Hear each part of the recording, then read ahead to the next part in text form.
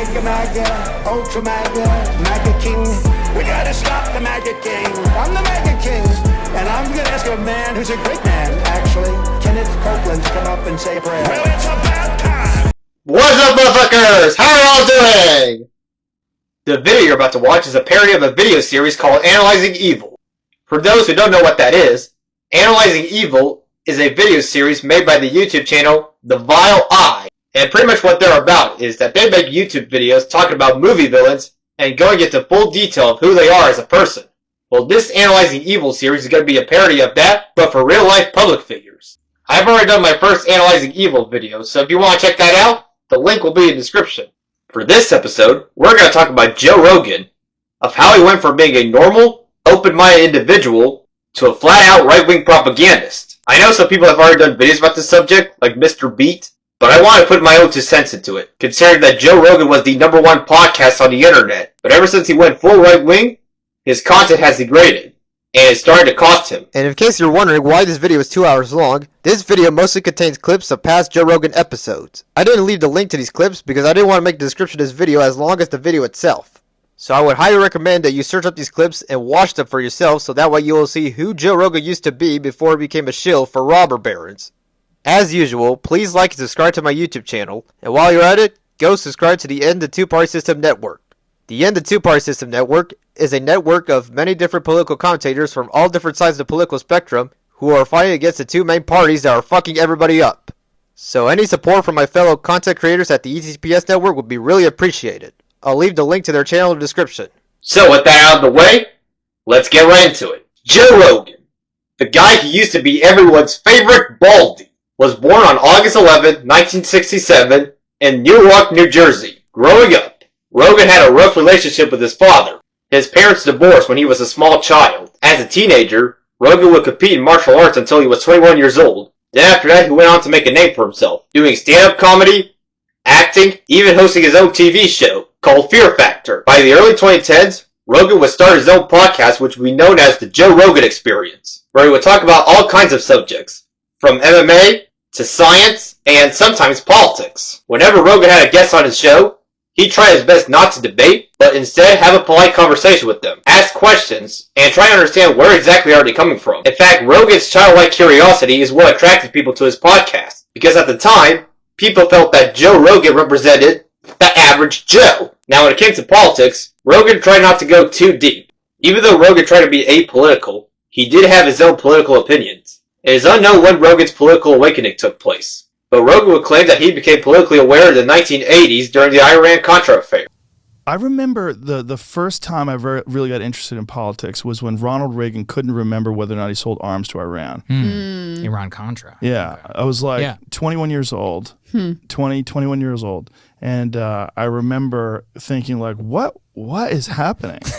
Because I always thought of presidents as, you know, you have a leader and this leader is trying to do the best for the country and we all respect the office of the president. And back then that was really the case.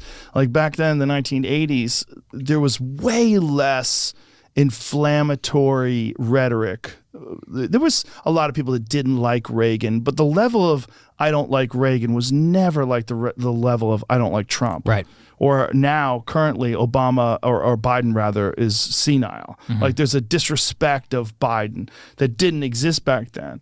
And as for his voting record, that has also been ambiguous for the longest time. Rogan would often claim that he's socially liberal, but he leans right on some issues. Yeah, I think socially I lean more left, like socially, like in terms of like welfare and things along those lines. And, you know, obviously this protected status is driving me crazy. This thing that Trump's doing with children that were born in this country or born in other countries and then brought over here as children, and then they're talking about deporting them. That drives me fucking crazy. Yeah, that's that kind of shit. And the hard right version of that is despicable. These people that I see online, why didn't they apply for citizenship? Oh, who knows? Maybe because they're fucking 13. Yeah. You know, like, were you out there applying for citizenship if you were 13? No. I mean, when you're 13 years old, you're playing games and hanging out with your friends, and then you find out you were born in Guatemala, and you're like, what? And like, you have to go back to Guatemala. What? Yeah.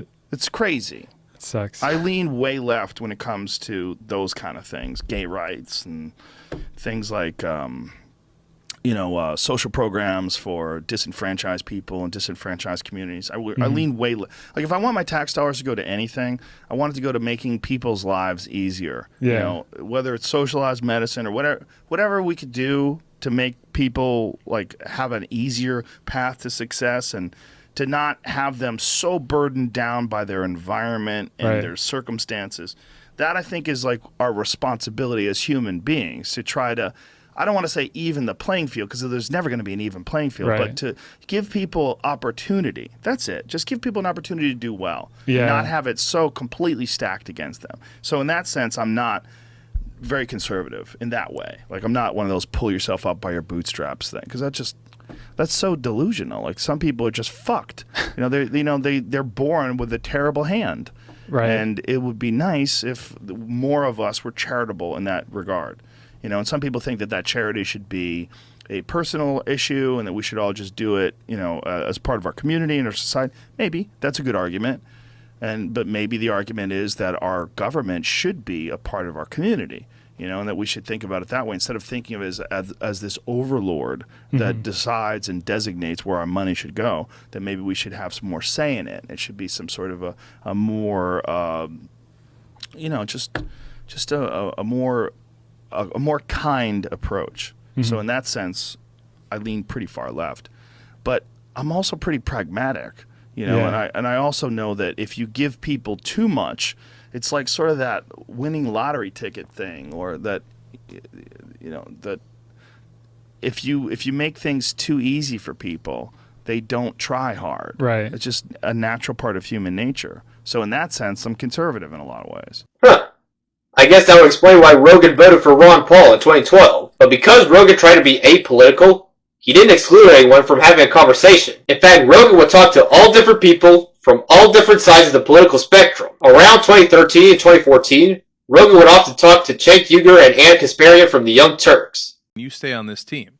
So, I mean, I don't know if you ever heard the story, but like the reason I left MSNBC is I got a speech from the head of the network, Phil Griffin, who said, hey, look, man, I'd love to be an outsider. Outsiders wear leather jackets. They ride motorcycles. They're super cool. But I'm like, oh, I didn't know that. I've never ridden a motorcycle. Motorcycles actually kind of scare me. But They scare me too. Yeah. He said, but this is NBC. We're insiders. And I was just in Washington. They're not happy with your tone. And we're the establishment here, and you got to start acting like it. Whoa. Isn't that amazing? It's not just amazing. It's like a scene in a movie. Exactly. That's what I always say. I felt like I was in a movie. And I was like, dude, and maybe he got off on that. Maybe he felt like he was in a movie and he was going to give this big speech, right? Right. But as I talked to, I don't want to name the person, but I talked to another anchor that was there, and that we had lunch, and that person was like, why did he say that to you? Like, that's such a, you're supposed to be more subtle than that. Yeah. Like, that was such a stupid thing to say. And especially you came out of the internet. The whole thing is like truth telling and being super progressive. Why did he say that to you? And not even give you a raise while he's telling you. The way to do it is to say, listen, you're an insider. So I have a new package for you. Right. And this package is, shares and this and See, Joe, you nailed it. You nailed it because that's what came next. No. Okay, so in that speech, I've been working at MSNBC as a host, and then Keith Olbermann leaves. They give me the 6 o'clock slot, right?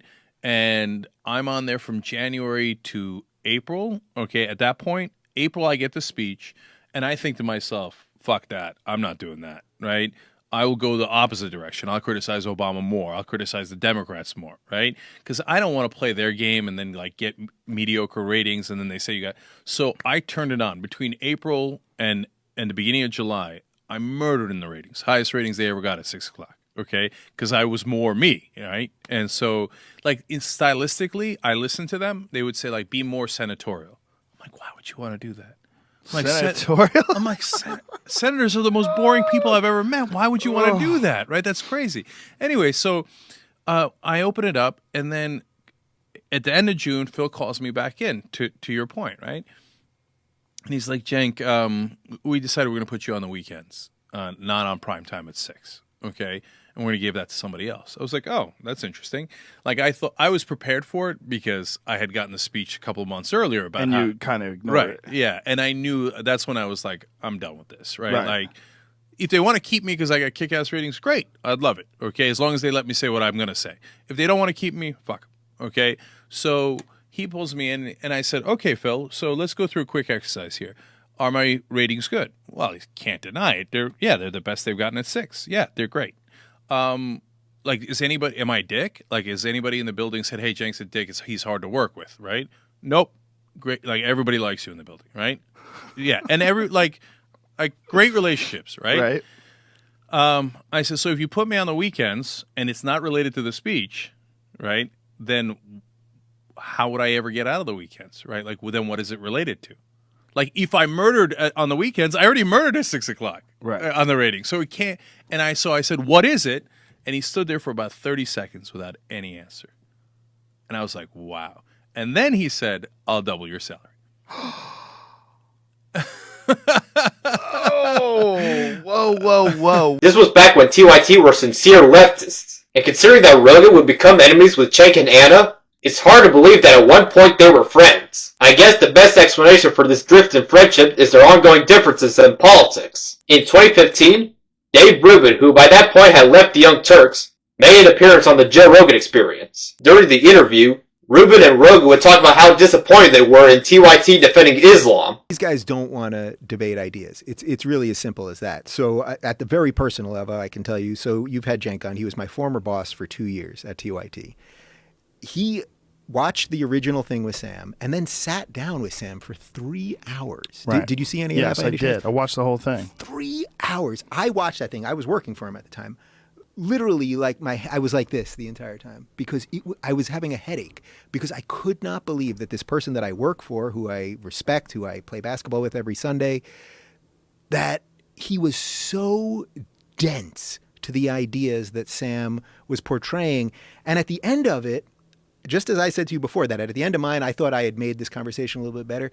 Cenk only doubled down on all of this shit because they don't want to debate ideas. They just want Sam to be discredited so that their ideas win. And that's why we have to fight against it. Because if Sam disappears, as I said earlier, if Sam disappears tomorrow, it's not about him. It's about all the ideas that we'll all be afraid to talk about. That's why Charlie Hebdo cartoons, you should be able to, Family Guy can do whatever the fuck they want on Jesus, right? Every episode, there's an episode where Jesus is bathing with porn music in the background in front of Stewie, a baby. Nobody had a problem with that. Try doing that with Muhammad. But we can't just pick. You can't pick. Say whatever the fuck you want about Judaism. Big goddamn deal. What is it with Cenk? You know him. That was really perplexing to me because I usually feel like whether I agree with him or don't agree with him on other things, I feel like he's got an opinion. He thinks about it. He talks about it. He tries to be open-minded. He's passionate about these ideas. But with that, it was so confusing to me because it was almost like he was just trying to win. Look, it was like he was trying to find a way to beat someone who is, Sam is an intellectual black belt. Yeah. I mean, like a high-level world champion black belt of the spoken word. And I think that Cenk is not at the same level as Sam when it comes to debating these ideas. For context, this was back during the New Atheist days. New Atheism, for those who don't know, was a movement made in the early 2000s to fight against religion.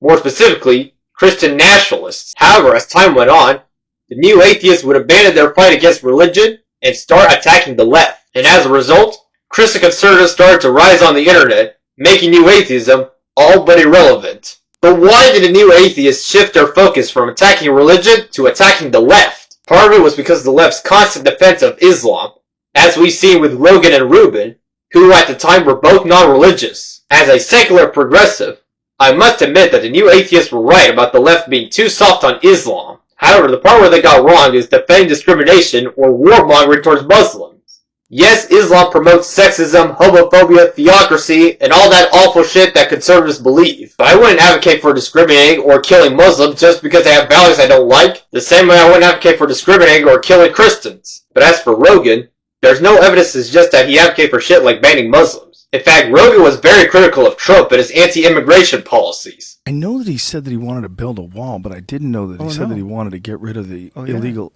aliens that are round them here. up. Going to round them up. And do what with them? Send them back to their country. Oh, that is so crazy. That's such a crazy idea, and it's so brutal. The idea that, I mean, it's a subhuman thing. The only reason why people would come to America is because they felt like it would make their life better. So people take a big risk. There's not an easy way to do it if you're poor, and you don't have any qualifications for any unusual job. I mean, and you're trying to get across to Mexico. But everybody who does it because they want to improve their life. And the idea that one group of people shouldn't be able to do it and one group should, just because they were born on the right side of some strange line that is only a couple hundred years old. But I'll go further in meeting him in the middle. So I think we should be able to defend our borders, right? So it is. I don't have a good argument for having a porous border that we can't figure out how to defend, and we don't know who's coming into the country, right? So I think building the wall is almost certainly a stupid idea among his many stupid ideas. But I think it would be great to know who's coming in the country and have a purely legal process by which that happened. I mean, ultimately, that's got to be the goal, right? Right. And we're imperfectly doing that. And so I don't have an argument for open borders or porous borders, but the question is, what do you do with 11 or 12 million people who are already here doing jobs we want them to do that help our society? And the vast majority of them are law-abiding people who, as you say, are just trying to have better lives. The idea that you're going to break up families and send people back by the millions, and the idea that you're going to devote your law enforcement resources to doing this when you have real terrorism and real crime to deal with, is just pure insanity, right? And also totally unethical. And yet he doesn't get any points docked for this aspiration. I mean, it's one of the things around which people are rallying. But the climate change thing is also insane and dangerous. Well, he was a birther. Right, yeah, right. He was one of the original birthers. He was saying that Obama's birth certificate was bullshit. He was born in Kenya, right? Wasn't he one of those guys? Oh, yeah, he was I would love self-funding that for a while, yeah. I would love it if he got into office and just said, listen, folks, I am nothing like this person I pretended to be to win the presidency. I just wanted to show you that you could be manipulated and get it together. And he just punked all of I'm going to hire some people who actually know how to run things. Well, he's a product of attention because they realize that there's the heated race, right? The heated race, this guy was really famous. And in a heated race, this guy would say some crazy stuff, and so they would tune into him. So everybody had to tune into him. So because of him saying crazy stuff, he accelerated the amount they were talking about him. So they were constantly talking about him and barely talking about other people. But he's created a wormhole in our political process now where there's nothing so crazy that could disqualify him among the people who like him now. Yes. So he can just keep just like nuclear bombs of craziness that the press can't ignore. That every time they think, okay, this is the crazy thing he said that's going to harm his candidacy, so let's shine a light on it. It just helps him. He could get on Twitter right now and say, you know who I'd like to fuck? I'd like to fuck Nicki Minaj. And it would work for him. It would work for him. You would see a tweet storm of a billion people who say, I'd like to fuck Nicki Minaj too. Or like, go get her. And it's insanity. That's where we are. Yep. Believe it or not, Joe Rogan used to hate Donald Trump. In fact, Trump made numerous attempts to go on the Joe Rogan experience due to its popularity. But throughout Trump's first presidency, Rogan refused to invite Trump on his show.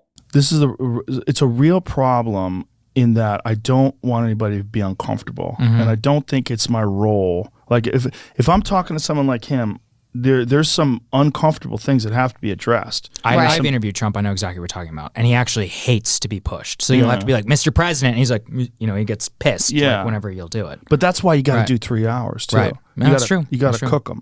Right. Well, but his staff will make sure that they Exactly. I remember. Not only that, they'd want to edit it. Oh, of course. 15 minutes in, underneath the Resolute desk, his staff person is hitting me in the leg trying to get me to rap it. And I was like, dude, I'm not fucking rapping this thing. I was like, I'm rapping whenever Trump is going to rap it. Staff members hitting your leg? Bill Shine, the former head of Fox News, was sitting there smacking my leg trying to get me to rap at 15 minutes. Why? 15 Because minutes. you were asking uncomfortable questions? Asking hard questions, right? Yeah, so I was like, that was...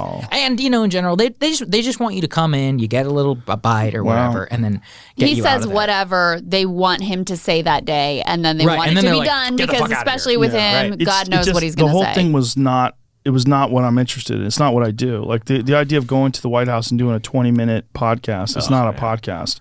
I mean, I know Portnoy did it that way. He went there, but for he him, took a lot of shit for that too. I'm sure he did, but it's like, I'm not interested in that. So I don't care. I just don't ever do things saying this is going to be a big episode. It's going to be a lot of numbers.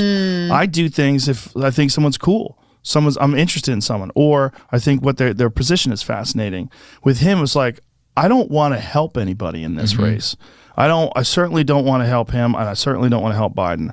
Even though Rogan hated Trump back in the day, he still hopped on the anti-SJW bandwagon. Although we now associate with anti-SJW as being right-wing, that wasn't always the case. In 2011, TJ Kirk, the amazing atheist, made a video called "It's Only Sexist When Men Do It," and that was the birth of the anti-SJW genre. The early pioneers of the anti-SJW community were mostly atheists and gamers. They were mad at the SJWs due to their authoritarian behavior, such as censorship, or canceling people because of a piece of art they don't like, or some silly joke. But since the SJWs were mostly left-leaning, the anti-SJW genre started attracting people who were not leftists, such as Christian conservatives, probably because they saw it as an opportunity to shit on the left, and because of that, Christian conservatives started lumping themselves into the anti-SJW community. As for the atheist anti-SJWs, some of them let their hatred of the SJWs blind them to the point where they end up abandoning their principles.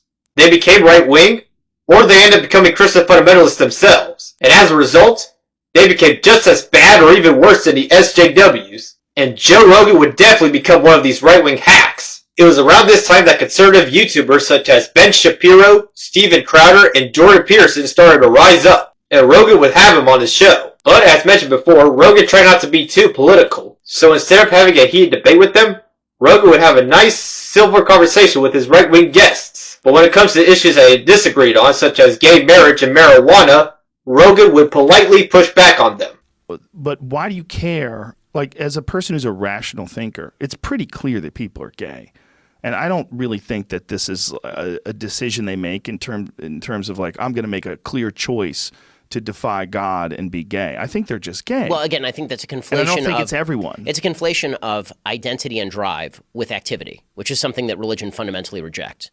Okay. Right. So religion fundamentally rejects the idea that you are driven to do something. Therefore, it is your identity. Therefore, you get to participate in a behavior. That's a chain of thinking that religion does not accept. So in religion, if a man is gay, in your religion, if a man is gay and they're in love with another man, they should just squash those thoughts and find a woman. Well, ideally, they would be honest with the woman they marry, so they're not like messing up the woman. But they would want to go and get a woman. Ideally, you would still get married and have children in a heterosexual relationship. But if you're not up to that, then you wouldn't get married at all.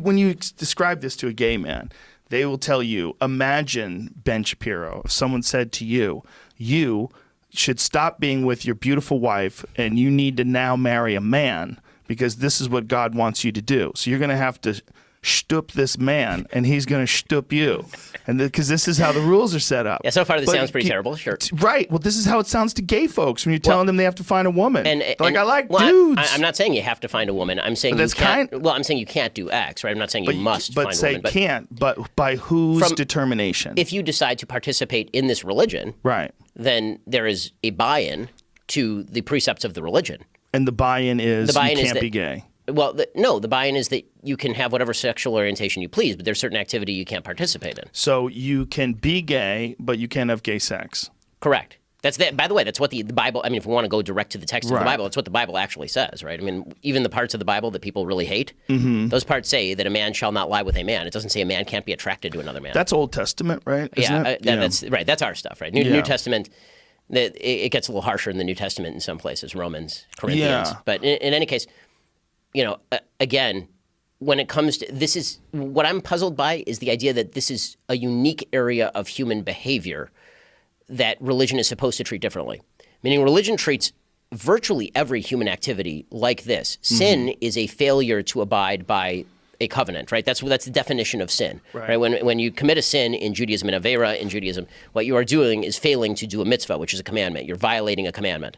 Well, there are lots of commandments that go directly against what people are driven to do. Just because the drive is stronger does not make it more morally non-culpable to violate that commandment. So when people pick this one out and they say, well, this one is particularly intolerant, for example, I don't see why it's more particularly intolerant than saying to a man that you have to marry one woman, or saying to a Jew that you are not allowed to eat this stuff. Or it may be harder.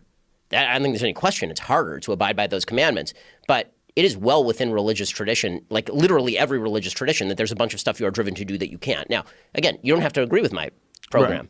I'm not trying to convert you.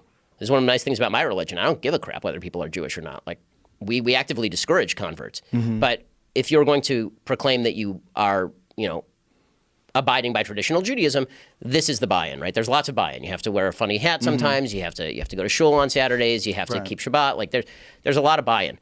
And as long as I'm not bothering anybody else, I frankly don't see what business it is of legitimately anybody's what I think about personal relationships. I'm not imposing my view on anybody else.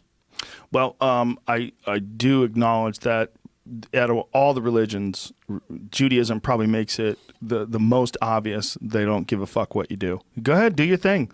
Like, they're not trying to proselytize. We're doing our business. You're doing your business. My uncle converted, and when he converted, it was a grind, man. He had to learn a lot of shit. It's like 3 years of a grind. It's a long time, yeah, for man. sure.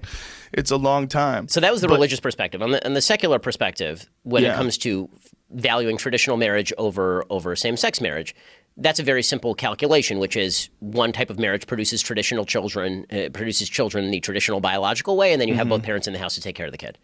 Right. That's the value of marriage. And I fully acknowledge that when the value of marriage shifted from it's about production and rearing of children to it's two people who love each other, the case for same-sex marriage against same-sex marriage went completely out the window. Right. So you are just sticking to your rigid ideology in terms of like what you believe to be a sin and not believe to be a sin based on your religion, based on this very strict moral fiber that this religion is operating in a religious context, meaning it applies to me, it applies to my family, it doesn't apply to you. Right. But is there any room for growth in that when people have a better understanding about biology? Like if it was proven, if there's proven like, oh, this is why a person develops blue eyes, this is why a person is gay. This is why there's nothing wrong with it. Right. It's just a variation. No, it's red hair, it's freckles, it's gay, it's straight. You can tell me that homosexual orientation is 100% biologically driven, and I will almost completely agree with that. I think that there are some cases where it's not, but those are rare. But this is particularly true. By the way, the research tends to show that there's more sexual fluidity among females than males. Males, it tends to be either heterosexual or homosexual. That research is all done by dudes who want their wives to hook up with chicks, but keep going. Don't let me stop you. But honey, let me just show you the paperwork. There's something wrong. But again, it's a question that I've always found actually not particularly interesting, simply because it doesn't take into account the worldview generally, which is that a biological drive does not equal excuse for behaving in a certain way. But that's where it brings me back to this. Like, is it possible that these laws in this religion were written when they're who do you think wrote the stuff? Do you think people wrote the stuff, or do you think God wrote the stuff? I think either way, even if it were, because I am an Orthodox Jew, I believe that at the very least it's God inspired and God written.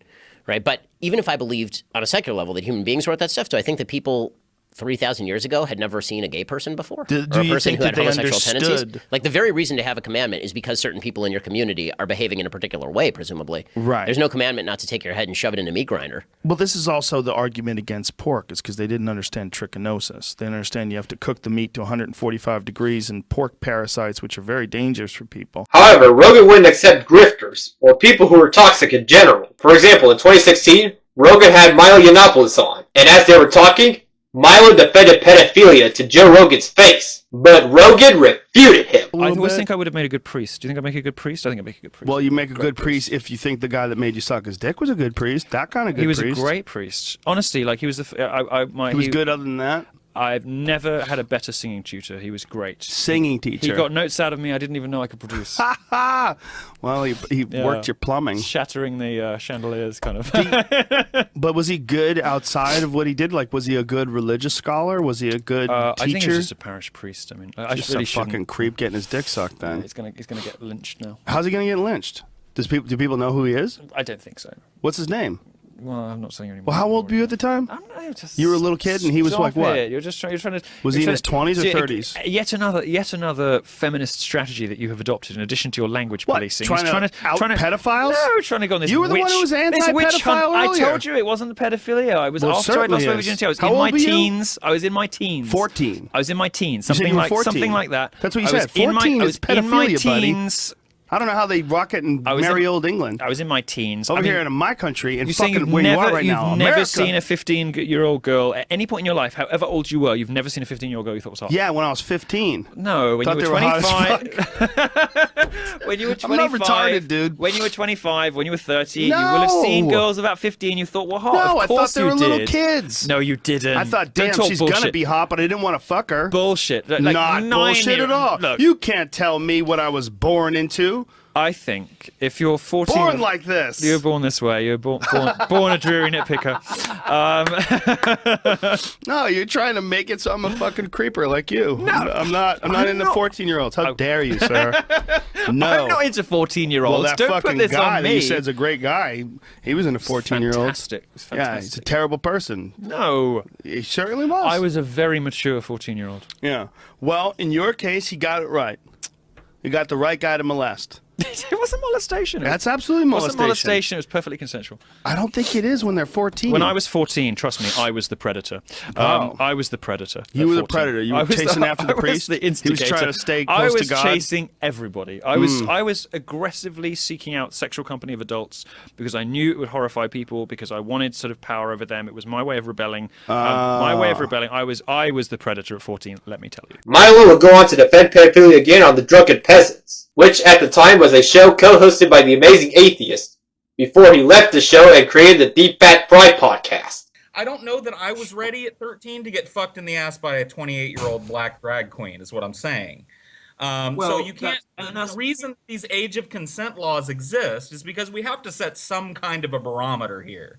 We've got to pick an age and go, okay, look, this is the age where we can reasonably be assured you're an adult, you can give informed consent, you understand the risks and pregnancy risks and all that bullshit. And I think the law is probably about right. That's probably roughly the right age. I think it's probably about okay. But there are certainly people who are capable of giving consent at a younger age. I certainly consider myself to be one of them. People who are sexually active younger.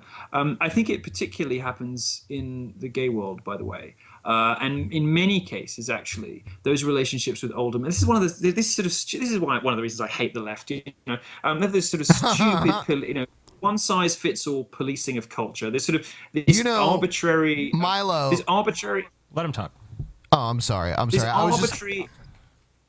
be quick. This arbitrary and oppressive idea of consent, which totally destroys, the understanding that many of us have of the complexities and subtleties and complicated nature of many relationships. People are messy and complex, and actually, in the homosexual world particularly, some of those relationships between younger boys and older men, the sort of coming of age relationships, the relationships in which those older men help those young boys to discover who they are and give them security and safety and provide them with love and a reliable and sort of a rock where they can't speak to their parents. Some of those relationships are some of the most molestation to me.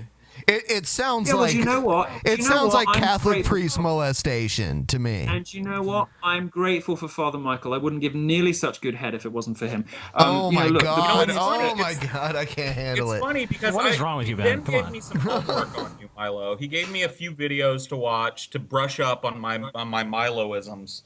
And one of the things that you said in one of these clips was that transgenderism is the new, frontier of rights.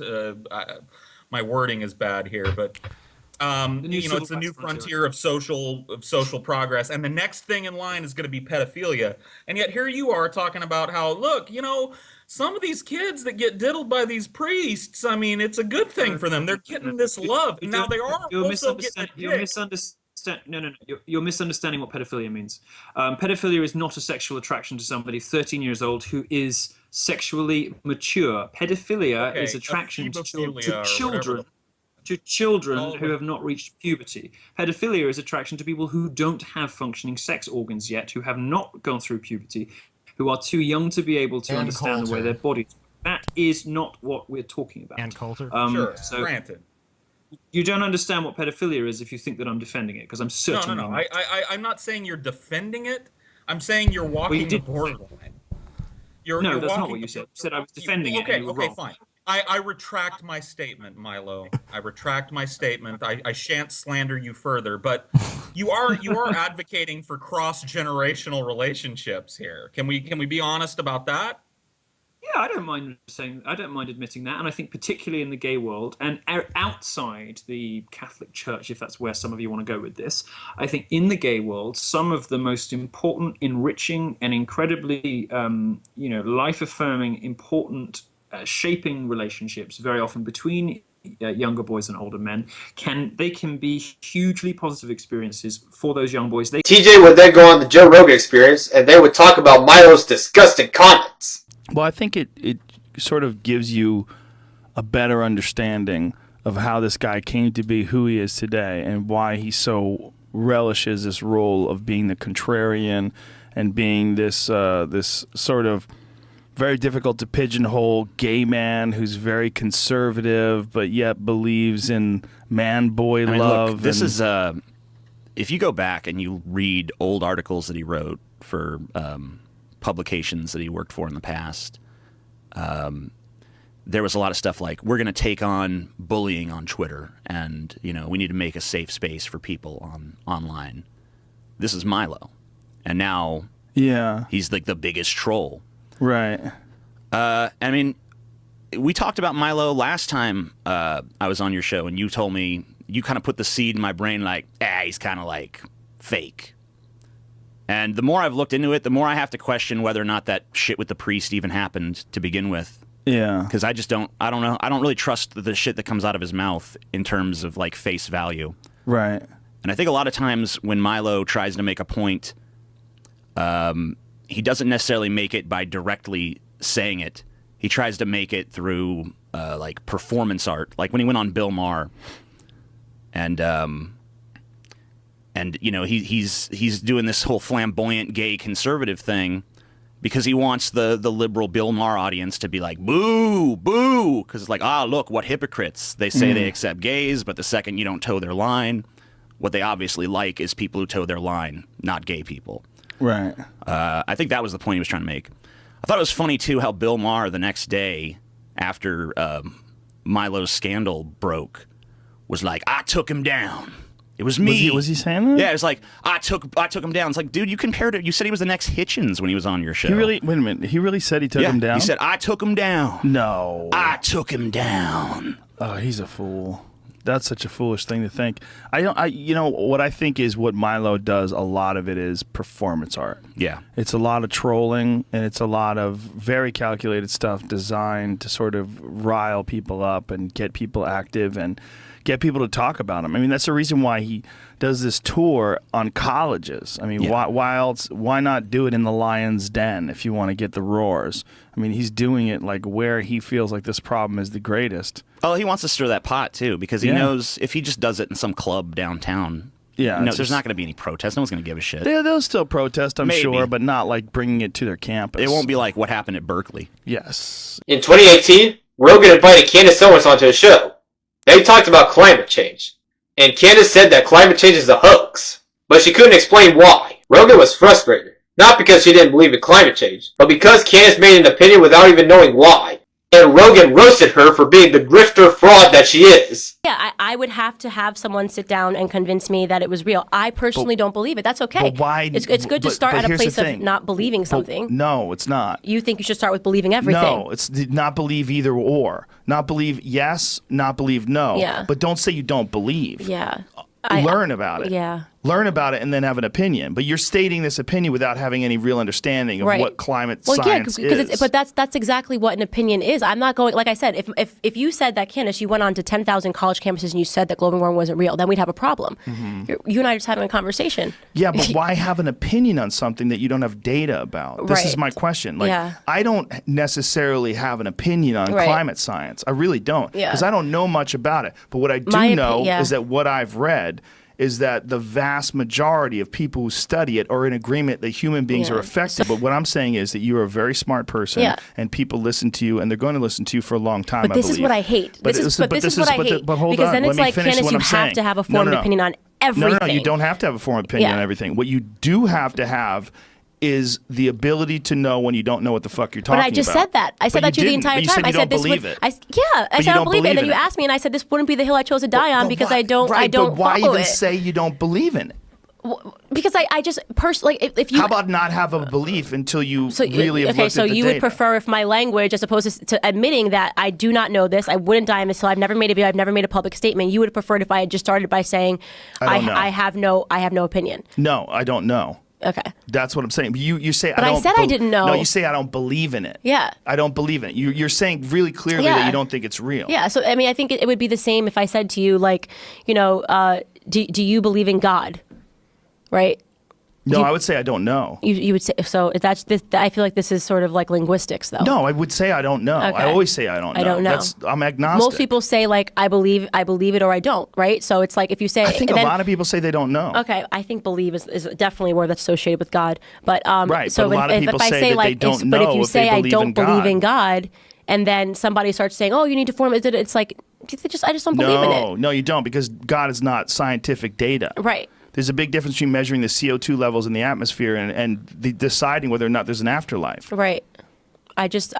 I'm sorry that I just don't believe. I don't believe in global warming. I'm happy to. You're allowed to not believe in it. That's all I've been trying to say. Is I don't believe in it, but I have not. You're an influencer. Yeah, and you're a very bright person. But if somebody had asked me, like at a place where I'm influencing on a college campus, what's your opinion? I would say I have none. I bet you would say I don't believe in it, like you just did. That is absolutely not. But you that's just not did true. it. There are so many instances where you could watch this, just like, and you can ask Dave Rubin when he asks me a question. I say I don't have an opinion on it. About a different subject, but perhaps. because you and I are having a conversation one-on-one. I'm not sitting here to try to. I don't go on campus talking about global warming because I don't have an opinion on it. But if you press me and ask me if I believe in it, no, I don't really believe in it. But could I go deep dive and learn that perhaps I'm wrong?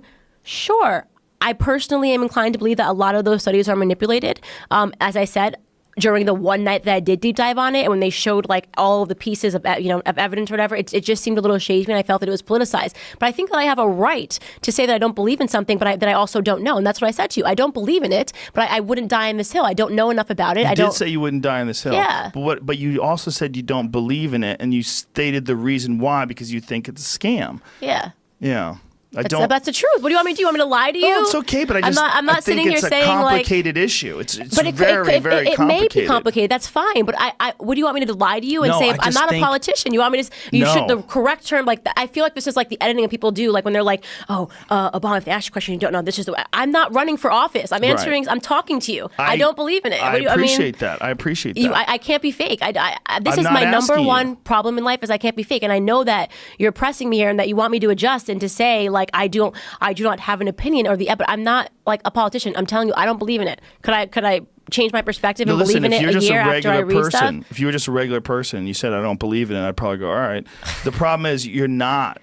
You're a very influential person. But I'm aware when I'm on stage, when I'm on my YouTube channel, there's no videos of Candace Owens talking about global warming. I'm aware of that. There is now. Yeah, exactly. Now it's going to be Joe Rogan and Candace global warming. Exactly. And people are going to be mad at me. It's weird because you're fucking global warming shill. Global warming's You know what's fake. funny though is that like.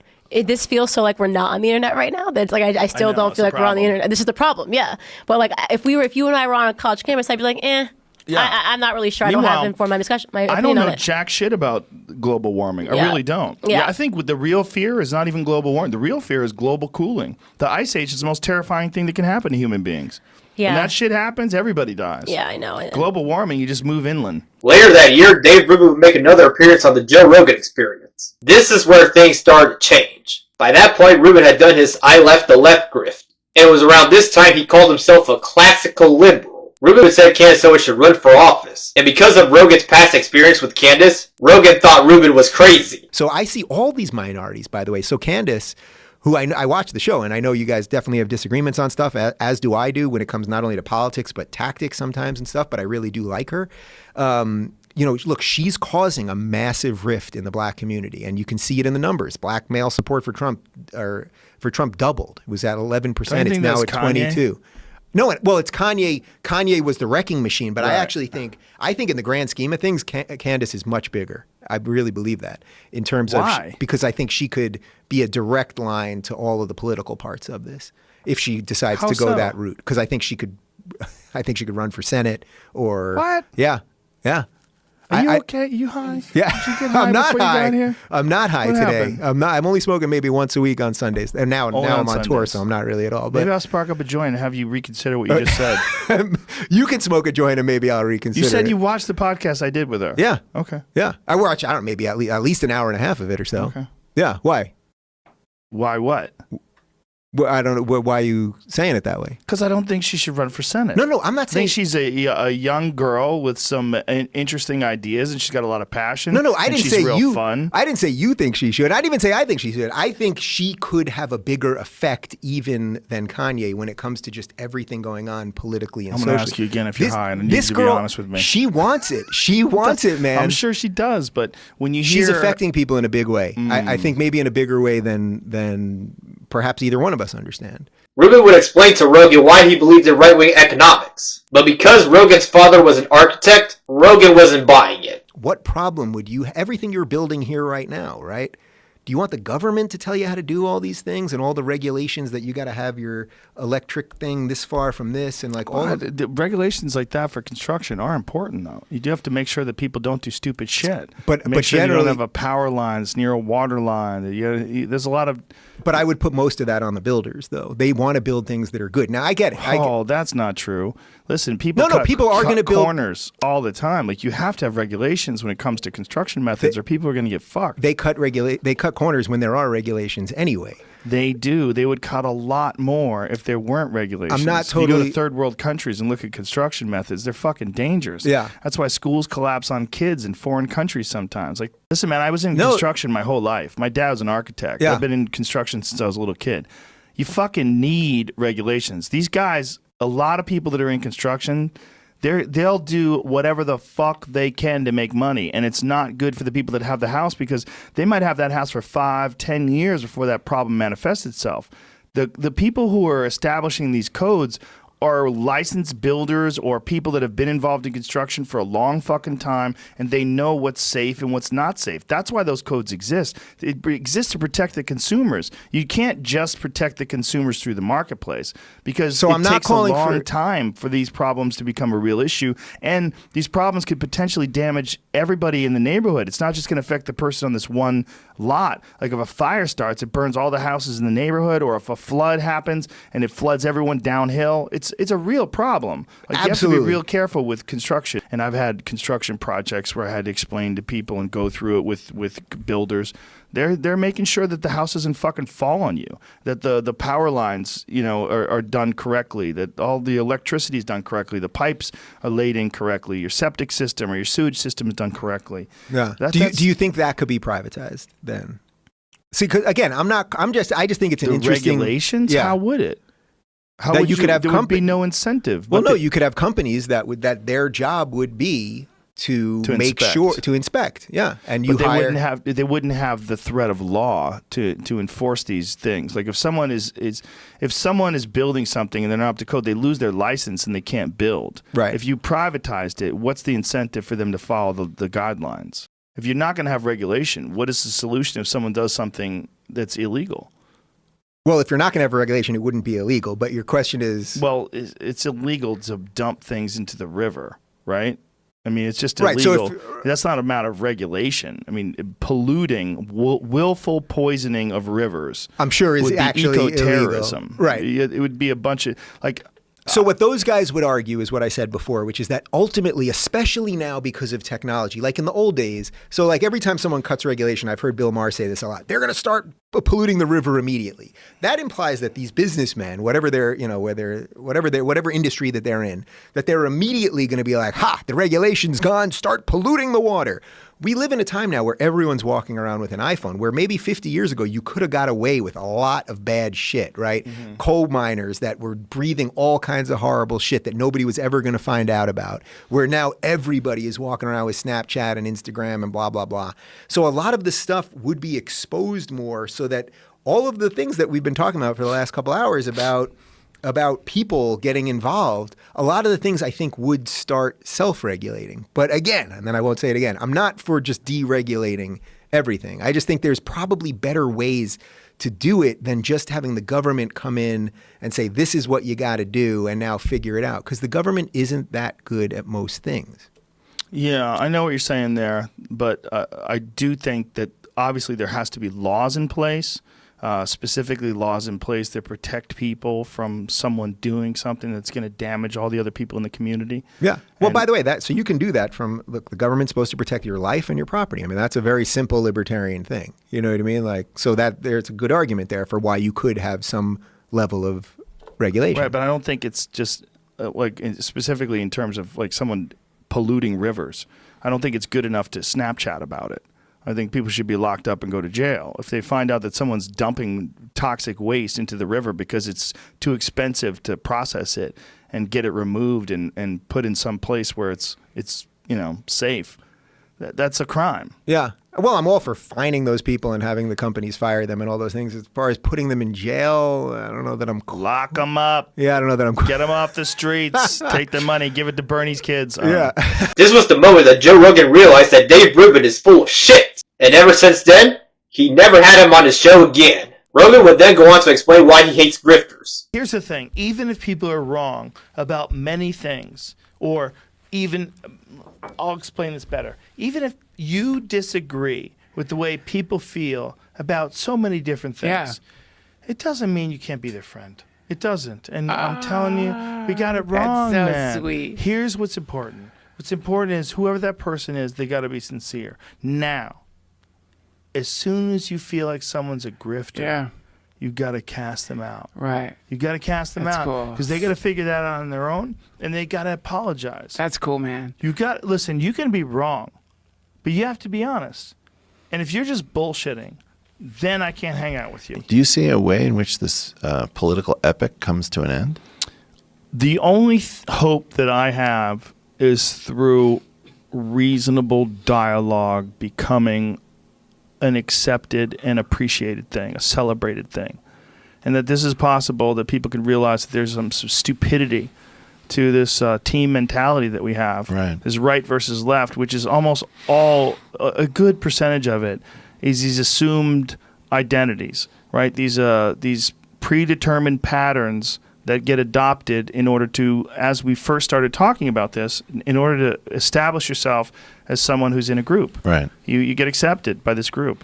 And you see it left and right. I mean, I don't want to name any names, but there's a bunch of people that do it blatantly. You see them, and I've even seen them switch teams. And you see them switch teams, and I don't buy their rationalizations when it comes to ideology. What I think is what they're doing is they're switching teams because they realize there's an in on this team. Right. And they can just say, this is the problem with the team I used to be on. Those fucking losers. And they're really Benedict Arnold, right? And like they probably have as much of an affinity to the ideas of one side as they do the other side. They just go all in on one side to get acceptance from the group. Right. There's no way people change their opinion that much over 2 years or something like that. Or it's like they just decide this group makes more sense now, and I've been attacked by people on the left, so I'm going to go to the right, or vice versa.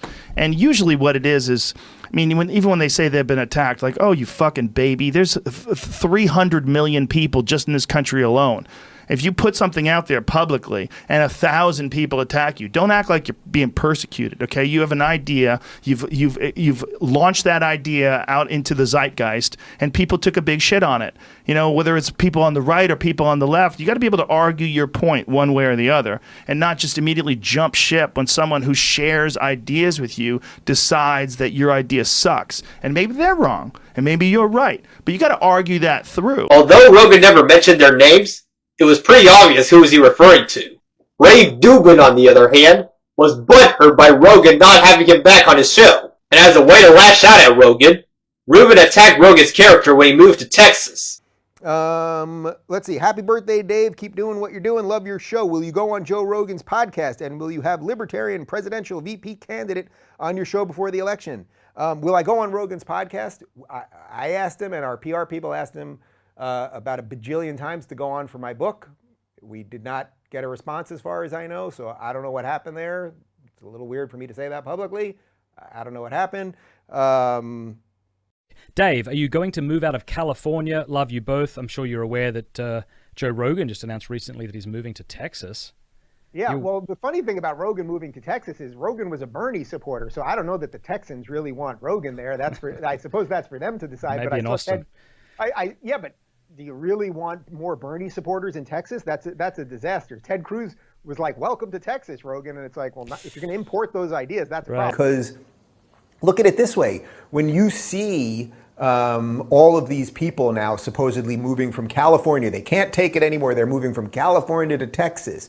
Well, often we know they export from California and then import it into the red states all of these blue ideas and these bad ideas, and then they turn states blue. So, you know, if I was the average Texan conservative, I would be pretty worried when, say, Joe Rogan, I like Joe, but you know, when Joe Rogan, who is a Bernie supporter, he's fleeing California to set up shop in Texas, right. And you're excited because it's kind of cool that Joe Rogan lives there, but it's like, he's gotten the big ideas wrong, and you have to be worried about that. That's not a shot at Joe Rogan personally, but that's just a reality. But as mentioned before, Rogan would talk to all different people from all different backgrounds. While Rogan had right-wingers on his show in the late 2010s, Rogan would also invite leftists to talk about progressive issues that Rogan agreed with, such as Kyle Kulinski, who became his friend. I think both are. I think the idea, like liberal, conservative, it casts such a wide net because. And then people like to get sneaky and use, no, I'm a classic liberal. Yeah, because what is that? What is that? Exactly. You're a fucking Republican. And it's funny because there's actually, when you actually look at the textbook definition of a lot of these terms, they have multiple meanings. Yes. So classical liberal, in some instances, means just like libertarian, because that's what it used to mean back in the day. But in today's day and age, like you said, it could mean you're kind of right-leaning. Yeah, it's more right of center. Right. They call it classical liberal is a very it's a misleading term. If like classical liberal is it's a British term, correct? Well, I think it originally dates back to, it was a way of describing libertarianism. That was what they used, because I think it referred to liberalizing the markets. Let's look at the perfect. Yeah, let's look at the exact definition, because that's one of those where I hear people say that and they go, "Well, that guy's Republican.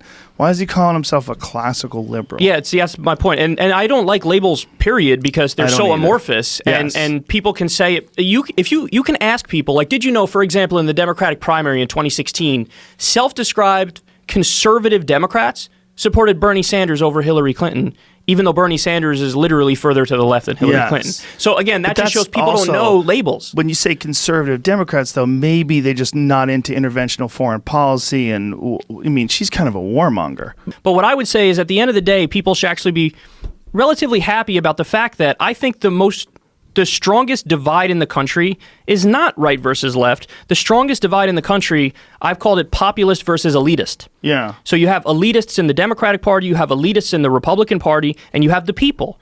And the people we're so much more in agreement than people give us credit for. You know, I agree. I have a thing that I go down, and I did this in some of my events at Politicon as well. But people would be surprised, man. 80% of the country wants to raise the minimum wage. 58% of the country wants to have free college. Like I said, only 16% or so of the American people want to be involved in Iraq and Afghanistan and these terrible foreign wars. 62% of the country wants to legalize marijuana. I could sit here and ring off issue after issue. It's over 80% of the American people that want to get the money out of the political system and clean up the corruption. It was during the 2020 primaries when Joe Rogan came out to endorse Bernie Sanders for president. I have my problems with Bernie Sanders, but his politics matches mine more than any other politician in this country. He supports basic shit such as raising the minimum wage, good education, affordable health care, which are not even that radical. It's making sure that people's basic needs are met. And it's for this reason why people like Joe Rogan support Bernie Sanders, which makes Rogan an anti-establishment populist, like me. And likewise, Rogan will have other anti-establishment politicians on the show, such as Andrew Yang and Tulsi Gabbard. It's just a shame Bernie doesn't walk the walk as much as he talked the talk. But that's a discussion for another day. However, not everyone liked the idea of Bernie accepting Rogan's endorsement, due to Rogan being friendly with right-wingers and for controversial takes. For instance, in 2019, there have been calls to ban Steven Crowder from YouTube due to his attacks on Vox journalist Carlos Maza. Crowder was bullying Maza for no reason except that he's a gay Latino. His little queer graph there. What is well, that now line? the graph is queer? Violence, filth. Okay, so the little queer could eat his chips all nonchalantly. It's code for rape, Mr. Queer eating chips on the Vox channel. Chip, chip, chip, chip, but you can eat just one. Like dicks. This is what Mr. Gay Vox wants to do. Mr. Lispy Queer from Vox. What were you holding, Gay Latino from Vox? Even his hand movement and fast motion is gay. Now we're here with the short-haired angry lesbian on Skype. And cable news bitching. Two gay guys sitting there eating a banana. We get the symbolism there. The truth is hiding in a closet 2 weeks later, probably along to his next Pride Parade outfit. This guy on the gay semi-Latino Vox. Oh, okay, so you really are just an angry little queer. All right, I can't deal with this Sprite anymore. Okay, he just sashays across without, the gay Vox Sprite is wrong! How many lispy, angry Sprites and Vox sashay across your screen and try and tell you otherwise? Or you, by the way, the gay Mexican guy? The gay Latino V-neck. Gay Mexican. Mexican gay guy used to work. Mexican gay Latino there at Vox. Oh, gay Latino from Vox. The token Vox gay atheist Sprite with surprisingly flaccid chest considering how thin he is. It's very bizarre to me. Ad hominem, yes, but it was an addendum to fact. Rogan invited David Pakman on his show, and Rogan defended Steven Crowder. That was my view as I looked at what it was that was done by Steven Crowder and what the terms of service are. Just matching it up, not looking at the comments from either person. What was it specifically? It was specifically targeting an individual on the basis of sexual orientation. But he wasn't targeting him on the basis of it. He was mentioning that with his bad ideas. He was targeting his bad ideas in regards to Antifa. A lot of that he was dismissing Antifa. But if you look at Crowder's video, and I can't believe I spent so much time doing this, but I spent like a whole hour on this 2 days ago. Yep.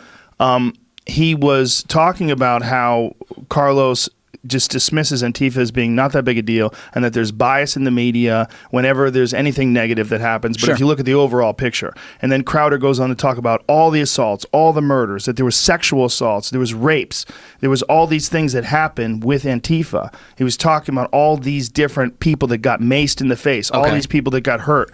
And he's highlighting all, like, this is not something to easily dismiss, and that the FBI had labeled Antifa a terrorist organization. So far it's just politics. It's just what does he think, what do I think? So far it's just that part of it, and along the way he's like, yeah, but the queer little Latino says this. Yeah. And when he does that, that's where it's like, okay, what is he doing? Is he he's kind of mocking him, right? And he's mocking him by saying he's queer, but he says he's queer, or he says he's gay. Yeah, but that's like saying, I mean, listen, just because the N-word is in rap songs doesn't mean that that it's defined to go and right. But the N-word is not in, like, it's not like the LBGTN. You know what I'm saying? It's not like a part of their I think the principle, though, is you're suggesting that because a certain word is sometimes used self-referentially by members of a group, that any use of it from the outside is by definition not problematic. And I'm just saying it's more complicated, and you've got to look at the specifics. It's certainly more complicated. You do have to look at specifics. I'm going from memory, but wasn't Steven Crowder also wearing a shirt that said fags with the A with an asterisk? Figs.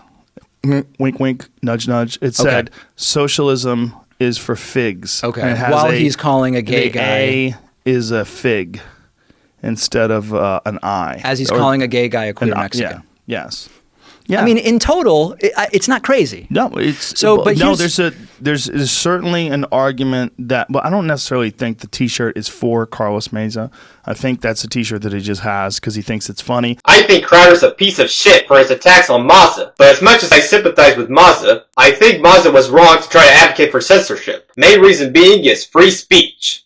Just because someone's a dick on the internet does not mean we should try to censor them just because they're being too mean By that logic, conservatives could just easily advocate for censorship towards leftists because they're being too mean to conservatives. And that's exactly what's happening now that Elon has taken over Twitter, or even now that people are being canceled for making fun of Charlie Kirk's death. And likewise, YouTube decided to demonetize everyone due to the Crowder-Vox situation. The UTEP apocalypse affected even leftists who had nothing to do with Crowder's bullshit. So how do you deal with shits like Crowder? By mocking them? Ridiculing them? Exposing them. Take a look what happened when Crowder got exposed for being an abusive husband. His actions were so bad that even the right wing has turned on him. And ever since then, we never heard from Steven Crowder again.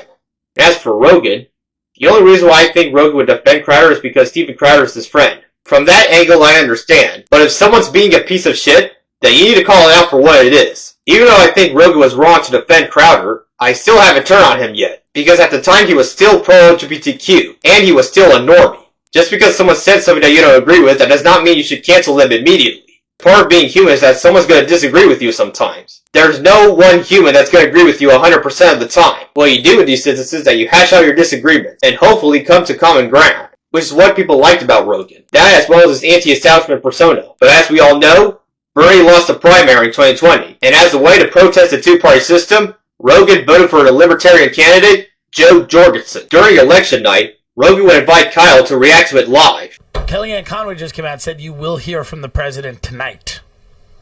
Oh, that means he's probably going to try to declare victory. I'm wondering if that is the case, but Kellyanne is saying that on Twitter. Oh, Texas went red, bitch! There you go. See, now that's more what I thought would happen. I'm just, listen, I'm not even rooting for anybody. This is one of the reasons why this is fun. It doesn't sound like you are. Yeah, really. Texas went red. Woo! I'm neutral. Anyway, I don't, 66% though, there could be more. Yeah, but it won't be. It's gonna lean red. But I'll tell you right now, that's maybe the last election Republicans can safely say they have Texas. Oh yeah, they barely got it now. They barely got it now. I mean, we're nowhere near. What is the numbers, Jamie? Go back to that as far as percentage counted. Yeah, it's only 66%. They could lose it already still.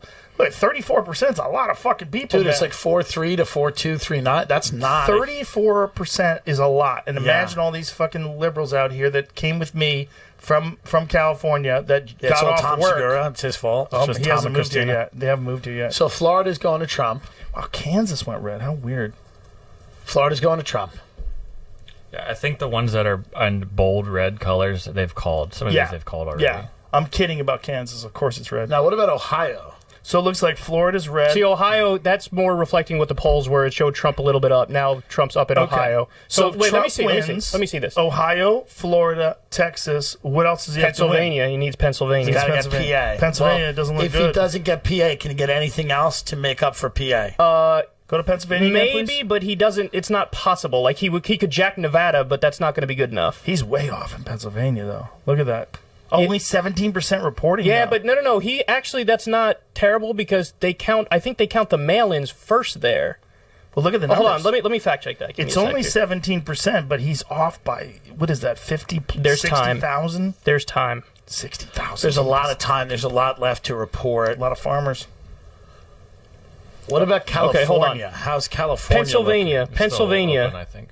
Still open. It's only, go to California. It's 6 o'clock. It's nothing there yet. Go to Ohio. Oh, you're right about Pennsylvania, Joe. You're right about Pennsylvania.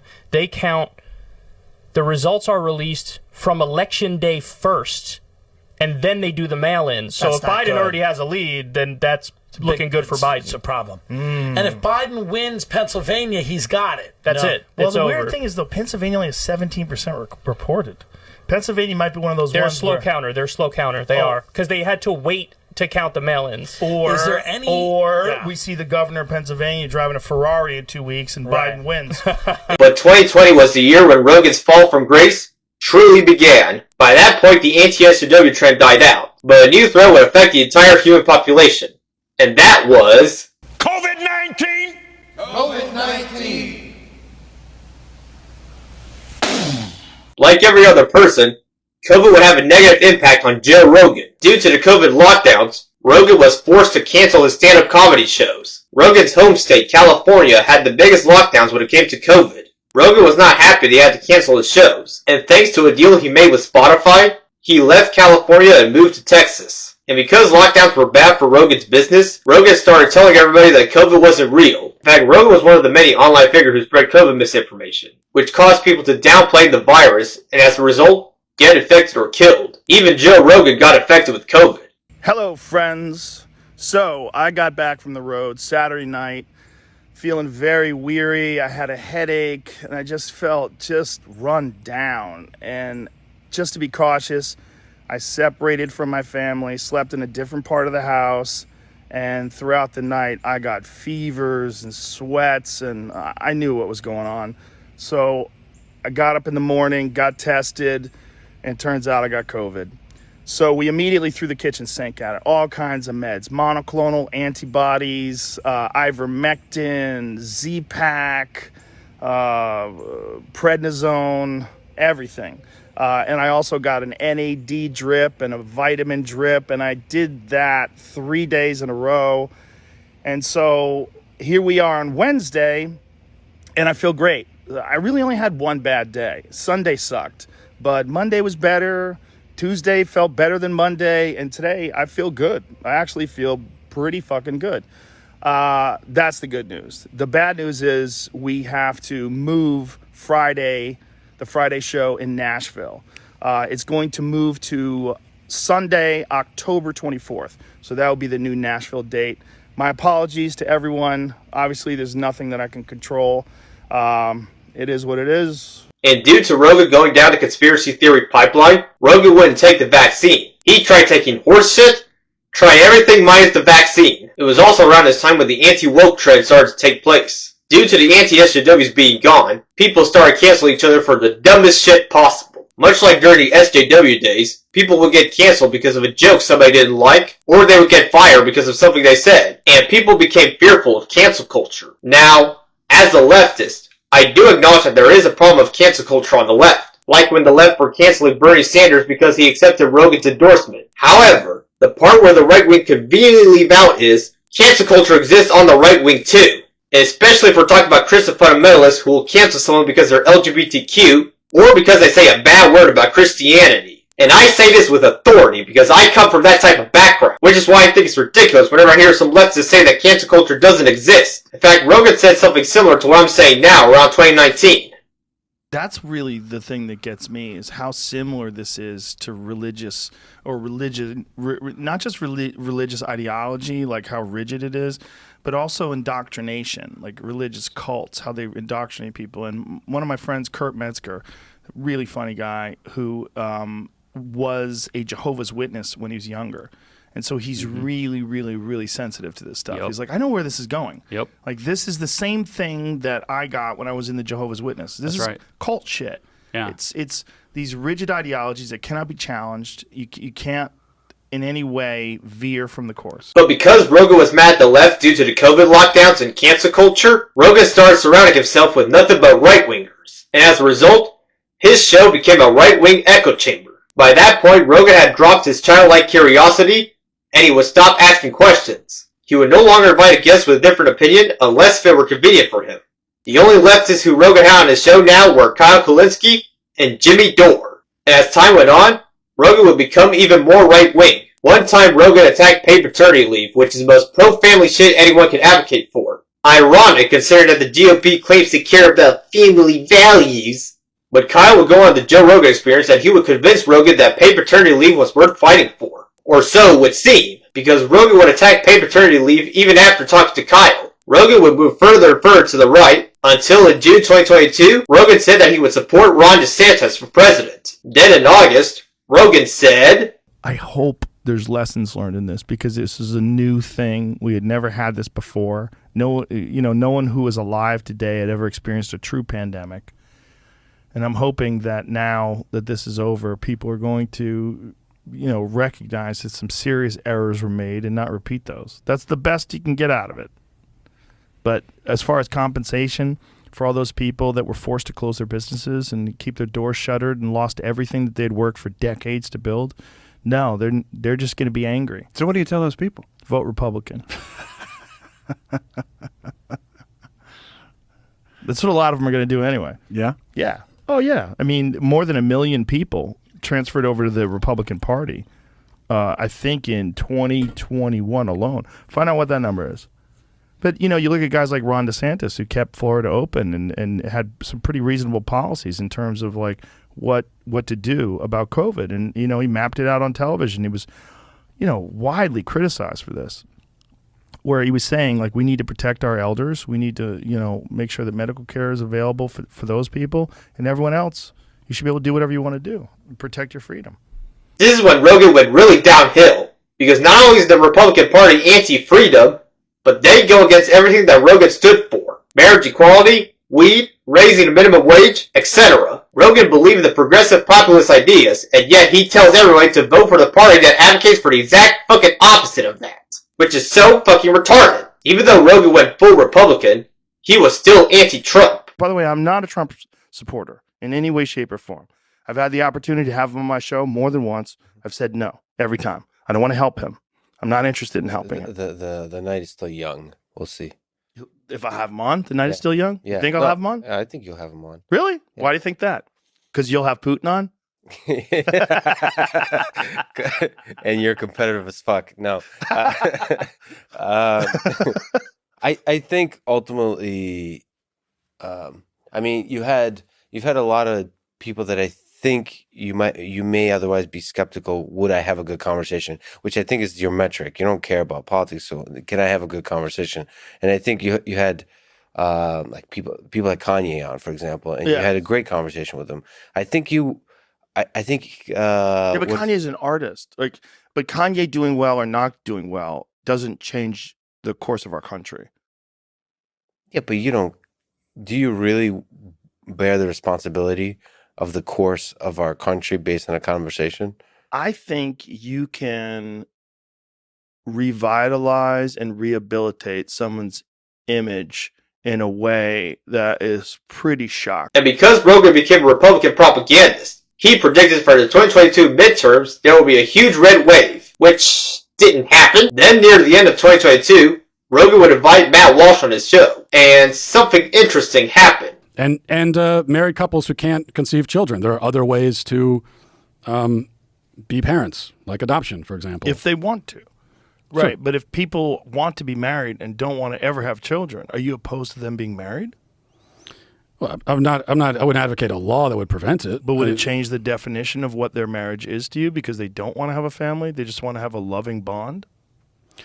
I think this would be a couple that is rejecting one of the fundamental aspects of marriage, and they should be open to life. I would hope that in the future they would be, but isn't that just a personal choice? I mean, you can have a very fulfilling life if you just follow your pursuits and your dreams and your interests, and you find someone that shares those interests with you, and you share time together.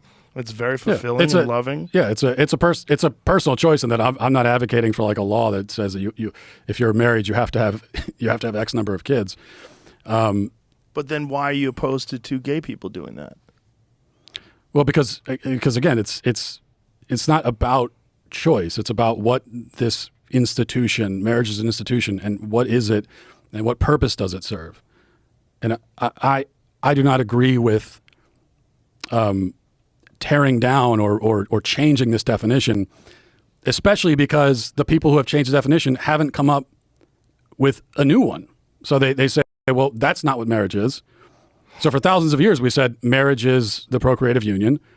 And then we had the other side that came along and said, well, it's not that. Okay, well then, like, what is it exactly? And I know you said, well, it's people who love each other. Two people love each other. Well, but then why two people? Why do they have to love each other? All these kinds of questions. You get into, what if they're in the same family? What if brothers and sisters want to marry? And I know every time that comes up, the advocates for gay marriage will say, well, that's a slippery slope argument. That's a fallacious. But it's actually not. It's like we're trying to get to what do you even think this institution is now, since you've rejected out what we were saying it was. And I've never found a compelling definition.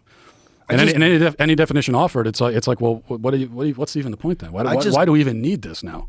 I just don't see how a gay marriage in any way damages a straight marriage.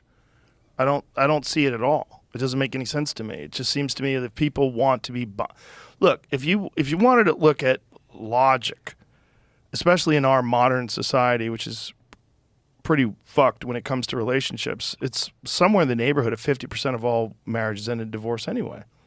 They don't make it. You know, I don't know if anything would damage marriage and damage the institution of marriage is the option of divorce. I don't think gay people getting married in any way, shape, or form changes a bond that you have with your wife. It's just called marriage. It's a human invented thing. If we decide that gay people can get married too, I just don't see how it damages anything. I don't think it tears down the definition of marriage in any way. It just opens up the possibility that people who are gay won't be discriminated against. Yeah, I don't think that a gay couple existing directly impacts. You know, there's a gay couple and wherever, and I'm with my wife in our house. Like obviously, Right. there's not. But I'm not talking about on the individual level. I'm talking about on the societal level. Right. I would agree that divorce, especially this no-fault divorce, rampant divorce. I don't think it's as high as 50%. I know that's often quoted. I'm not sure where that comes from, but it is high. It's too high. And Chris Rock has a great joke about that. He said those are just the people with the courage to get out. He's like, how many cowards stay? But it's also true that the advocates for what we call now traditional marriage, which I just call marriage, but the advocates for traditional marriage put themselves at a disadvantage by especially in the churches, like allowing this rampant divorce to occur. And then you've already sort of given up on some marriage is supposed to be monogamous and permanent, as well as procreative. Well, you've given up monogamy and permanence, and so now it's not. That's two of the three legs gone, and so now this assault was waged on the procreative part of it, and it was difficult to withstand it because the institution had already been weakened. So I agree with you there, but my answer to that is to try to reinforce what marriage is, not to just give up on it entirely. And I still think you're left with this question of, like, if marriage is not what I'm saying it is, then why do we even need it? What's the point? I mean, you're saying it's a man-made institution.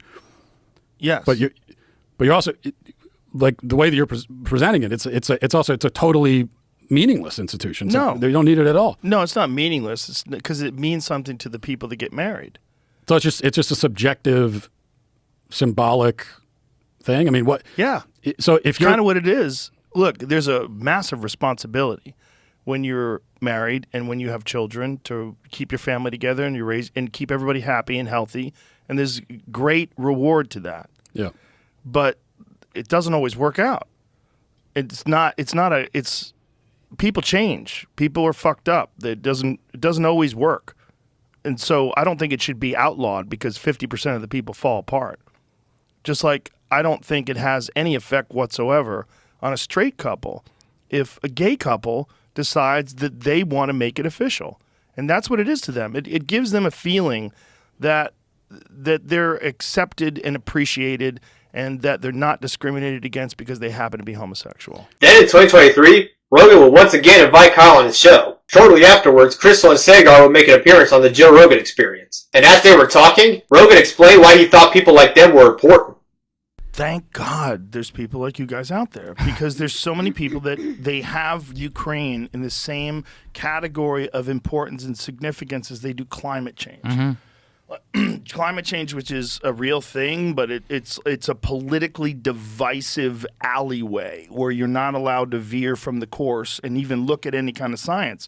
It's the same thing with Ukraine. A support for Ukraine is undeniable. You must put it in your Twitter bio. And you guys are saying, you're not saying don't support Ukraine, but you're saying, look where this is going. Do you understand what this is? Because you can't just openly support something you don't understand without a comprehensive view of what the fuck the factors are and how it got to be that way in the first place. And you're not going to hear that in a 5-minute clip on mainstream news. Yes. You're just not going to. It's so important for us to internalize that message. We're not saying we hate Ukraine. We're not saying we don't even support Ukraine. The Ukrainian cause is just. What we're saying is What about our interests? All the there factors. are interests that supersede Ukraine. If I was Ukrainian, I would do exactly what they were doing. But guess what? Ukraine does not exist without the United States. We provide the vast majority of the military there for the diplomacy perspective. If we cut off military weapons to them tomorrow, that's it. Done. They literally are forced to the negotiating table. I'm not even saying we should do that. I'm saying, what is the end game? And, in my neighborhood, there's more Ukraine flags than there are American flags. It's like Ukraine flag, gay pride flag, no American flag. But then it's like, okay, if you go to those people, and if I would just say what they said, they would say, this is disgusting. This is Russian propaganda. It's up to the Ukrainians for when they want to stop. And I said, yeah, I completely agree. But it's also up to us for whatever we stop providing them weapons. We're like, hey, if you want to defend this part of your territory, that's totally fine. That's our end game. My end game is not having a nuclear conflict, is making sure that we have peace on the European continent. Vladimir Putin is in opposition to that peace. But Putin and Russia are going to exist. And now this is all a game. This is a tweet that people are saying about Ukraine, but it says real world consequences for people. That's it. That's it exactly. And the total lack of an ability to have a reasoned debate without just being like smeared as a propagandist is it is a don't read the comments. It is a terrifying moment. And there's a couple things that do give me some heart, which is number one, even though I can't really blame the people who can't understand seeing it another way, because the propaganda that is coming from every network, really almost across the board, is very strong, and it's very hard to avoid that. So I have sympathy for that perspective. But even so, a poll just came out that had, from NBC News, they buried this at the very end of their write-up of the poll. Public's now 50-50 split on continuing aid to Ukraine. So people are questioning, even though they're being fed so much propaganda. I think that is a credit to the rise of independent media. I think it's also a credit to the fact that they don't fucking trust the mainstream press anymore. Both things, but because of independent media, the trust is informed, or the lack of trust, rather, is informed. It's not just knee jerk. I hope. I mean, that's my hope looking at those numbers. Yeah, I think your hope is 100% correct. I think you're right. I think you guys are very important. Glenn Greenwald, very important. Jimmy Dore, very important. Kyle Kalinske, very important. People who are real people that actually have done the homework and are going over the details and can inform people. Because there's so many people out there. I talked to Dave Smith about the history of the conflict between Russia and Ukraine. I was like, what? And he informed me about the coup in 2014. I'm like, my God. There's a lot of backstory. And then we played the video on the Colbert Show, the old Colbert Show. Yeah. Which is just fucking it's like Gideon something, the guy from the Times, where he was like, he's got a book. He's selling a book, and in the book he's comparing Russia and Ukraine to Batman and Robin, and he's like, Ukraine is Robin, and we want to take Robin and bring him over to our side. Later that year, BudLight was canceled by the right wing because they had Dylan Mulvaney as their poster girl. The reason why the right wing were upset about Dylan Mulvaney is because she was trans. Rogan would once more show his normie side. Yeah, you got that guy Keith, you got Lucas. There's a lot of good guys there. Yeah. A lot of good women there, there's a couple non-binaries. Yeah. We got at least one. Checking all the boxes. It's a diverse group. We gave him his own Bud Light after the first week. We put his face on a can. Do you have any beer in here? Yeah, you want a beer? I'd take a light beer. Okay, let's get some Bud Lights. Let's do this. Yeah. In support of Bud Light in their time of stress. Let's be allies by getting a little day drunk. We're going to be allies. Yeah. Because Kid Rock and Travis Tritt have put the fucking hammer down. I know. They were really fucking fighting the good fight, man. Here's my take. Okay. What they're doing is just spreading the brand to an extra group of people. Yeah. Why, if something is good, do you give a fuck who's got it? Would we do this with cheesecake? You know what I'm saying? If there was a bomb-ass cheesecake and all of a sudden, some radical group like Antifa really got into the cheesecake, we'd be like, fuck this. Yeah. And if the Cheesecake Factory sent Antifa a cheesecake, for 10 more years of chaos, a celebratory. Yeah. If only ISIS had Bear Claw donuts, I'm still eating those fucking donuts. But on the other hand, I loved Kid Rock's video because I love that. Cheers. Cheers, man. I love that kind of thinking. Not even that I agree with it. I like wild people. Yeah. I like raising hell, man. I like a dude who takes a machine gun to a stack of Bud Lights and is like, fuck Anheuser-Busch. This will show up. But I mean, where's he going to go now? You going to go to Coors? Miller Lite. Don't they all support like LGBTQ plus AI, whatever the hell else they're attaching to it issues? They all do. I mean, I'm from Colorado, and Coors has had those rainbow cans forever. Fucking Shane Gillis is heartbroken. I was with him. Favorite beer. I was opening for him last weekend. This is what sucks. He drinks Bud Light every time he does Protect Our Parks. Those things have fucking millions of views. I know. Where's his can of beer? He Bud did not. Light? He was not. He said the exact same thing. He's problematic. Oh yeah, he's an issue, man. He's an issue being one of the funniest fucking human beings alive on planet Earth. And also generous and And community-minded. a great guy. Yeah. But for whatever reason, they won't give him a Bud Light. They should give him some lips. If they were smart, they would send Shane a Bud Light with his face on it too. Yeah. Say we love everybody. Well, the can's not big enough to fit his face.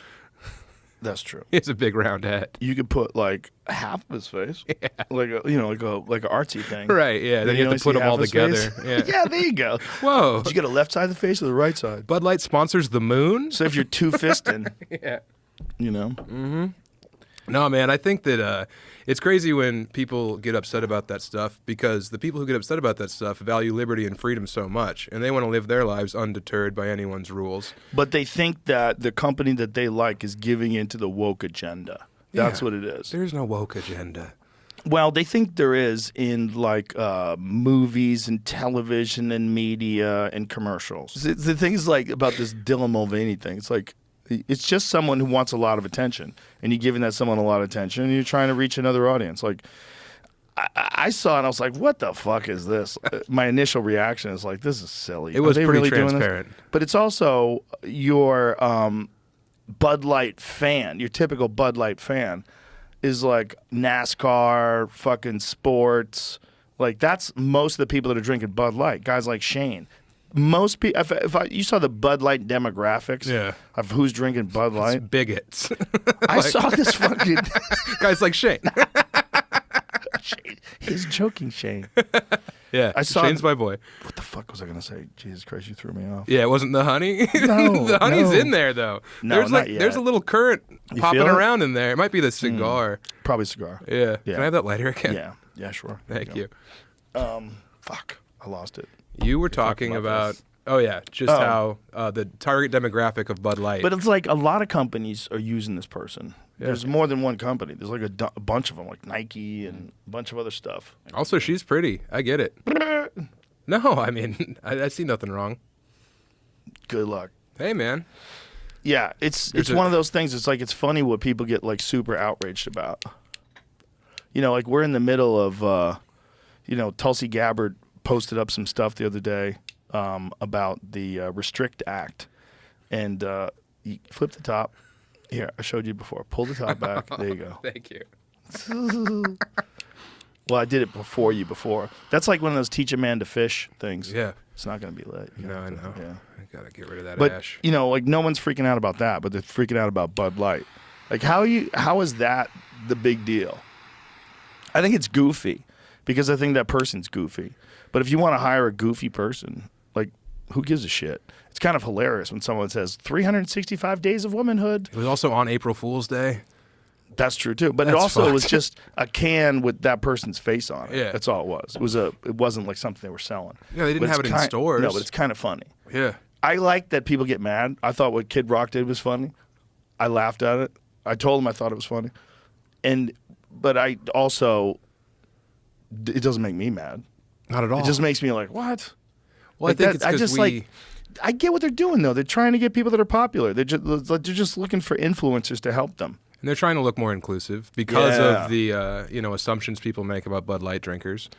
But those assumptions. And also, look at us. We're on the Yeah. biggest platform in the world discussing Bud Light for like 10 minutes. Right, it's It probably worked. good for the brand. Yeah. This is exactly what me and Joe Rogan mean when we say that Krystal Fundamentalists and SJWs are two sides of the same coin. It looked like Rogan was heading back in the right direction. But instead, he only got worse. Even though Rogan was saying reasonable shit in early 2023, he still said shit that was pretty cringe. It was around this time when Elon Musk had recently bought Twitter. And there were people who generally thought Elon was going to save free speech due to the whole cancel culture thing. But once Musk became the CEO of Twitter, he showed that he never cared about free speech. And he started censoring everybody he didn't like. I made 2 videos about Elon buying Twitter, and they aged beautifully. Because almost everybody hates Elon now. However, Rogan was one of the few people that continued to dick ride Elon Musk to this day, as I'm recording this video. But then around August 2023, Rogan started spreading election conspiracy theories. Then Rogan converted to Christianity to own the libs. And then also people are going to die. The old people, the old guard, they're going to die off. You know, when you see, what's the fucking dude's name that looks like a turtle? Soros? No, the old dude. Mitch McConnell. When he locked up. Those guys are going to die. Like, it's a human reality. You're a finite life form. You only have so much time. You can only rob the world of so much before eventually your heart stops ticking. And then the new people, as they come into place, these are people that are they're growing up with the internet. It's a different understanding and reality of life itself. But don't you think there has to be some sort of field of value that can orient people into, like, hey, let's do things a little bit better because these things actually matter. There is right and wrong. There is morality. There is certain, like... Well, unfortunately, the problem with living in a secular society and living in a society that has a lot of people that are atheists, that have no belief system at all, is you find a belief system, and that's a lot of these people that call themselves atheists, or they've subscribed to the religion of woke. You know, their God is equity and inclusiveness. Their God is this ideology that they think that you have to subscribe to. And that's why it's spooky, because people, human beings, seem to have a very strong desire for some sort of order and form and some sort of pattern that they can follow that seems to be the right way to go. And they can be led. They can be led by cults. They can be led by groups of people. They can be led by, you know, intolerant governments and evil armies and corrupt politicians. They can be led. But I think as time rolls on, people are going to understand the need to have some sort of divine structure to things, some sort of belief in the sanctity of love and of truth. And a lot of that comes from religion. A lot of people's moral compass and the guidelines that they've used to follow to live a just and righteous life has come from religion. And unfortunately, a lot of very intelligent people, they dismiss all of the positive aspects of religion because they think that the stories are mere superstitious fairy tales, that, you know, they have no place in this modern world, and, you know, we're inherently good and your ethics are based on your old moral compass and we all have one. And that's not necessarily true, because you see the way people behave in war. They don't have any moral compass. They're just fucking murderers and killers. And we've asked people in service of our country to go to these places and behave like murderers and killers and then reintegrate into society, right back into society, and be a good person again. And they don't know how to do it, and they go crazy. And there's a lot of them who come back and they're down is up and up is down. They don't know what the fuck. And we don't help them out. We don't help them out. And the suicide rate, suicide is I think, is it the number one killer of veterans? Pretty sure, yeah. Yeah, but yeah, it's a fucked up world we live in. We need Jesus. I think, for real. Like, if he came back now, it'd be great. Like, Jesus, if you're thinking about coming back right now, now's a good time. Yeah, pretty soon, yeah. Now's a good time. We're kind of fucked. Funny. This man went from saying that Krystal fundamentalists and SJWs are two sides of the same coin to we need Christianity to own the libs. Now, some people watching this are probably like, hey, why are you upset that he's converted to another religion? And I understand that I have religious people in my audience. But to these people, I say, I love you, I respect you, I appreciate you, but I'm not going to pander to you. Instead, I'm going to tell you exactly what I believe. In fact, the description of my YouTube channel literally says that I'm here to call out bullshit wherever I see it. In fact, me telling you the truth is not disrespect, it's respect. Because the best way to respect you is to be honest with you. And the truth is, Christianity, as well as other religions like Islam, have been used to justify some of the most awful injustices in history, such as racism, sexism, theocracy, etc. Not only that, but they also help spread ignorance of science. And of course, the puritanical cancel culture of Christianity is another reason why I hate religion. In fact, it's the main reason why I hate SJWs. And the cancel culture of the SJWs make me think back to the Krystal fundamentalists I have to deal with in my personal life. And the fact that Rogan wants to be on the same side as them just to own the libs is a complete insult to my intelligence. because that defeats the whole purpose of me being an anti-SJW to begin with, which is why I stopped taking the anti-SJW and the anti-woke crowd seriously. Now you might think this is when I finally turned on Rogan, but no. Even though Rogan converted to Christianity, he debunked Tucker Carlson when he claimed that evolution was not true. Maybe a good use of nuclear weapons would be to hit the data centers. No, I'm serious. Like, why is that crazy? It's not.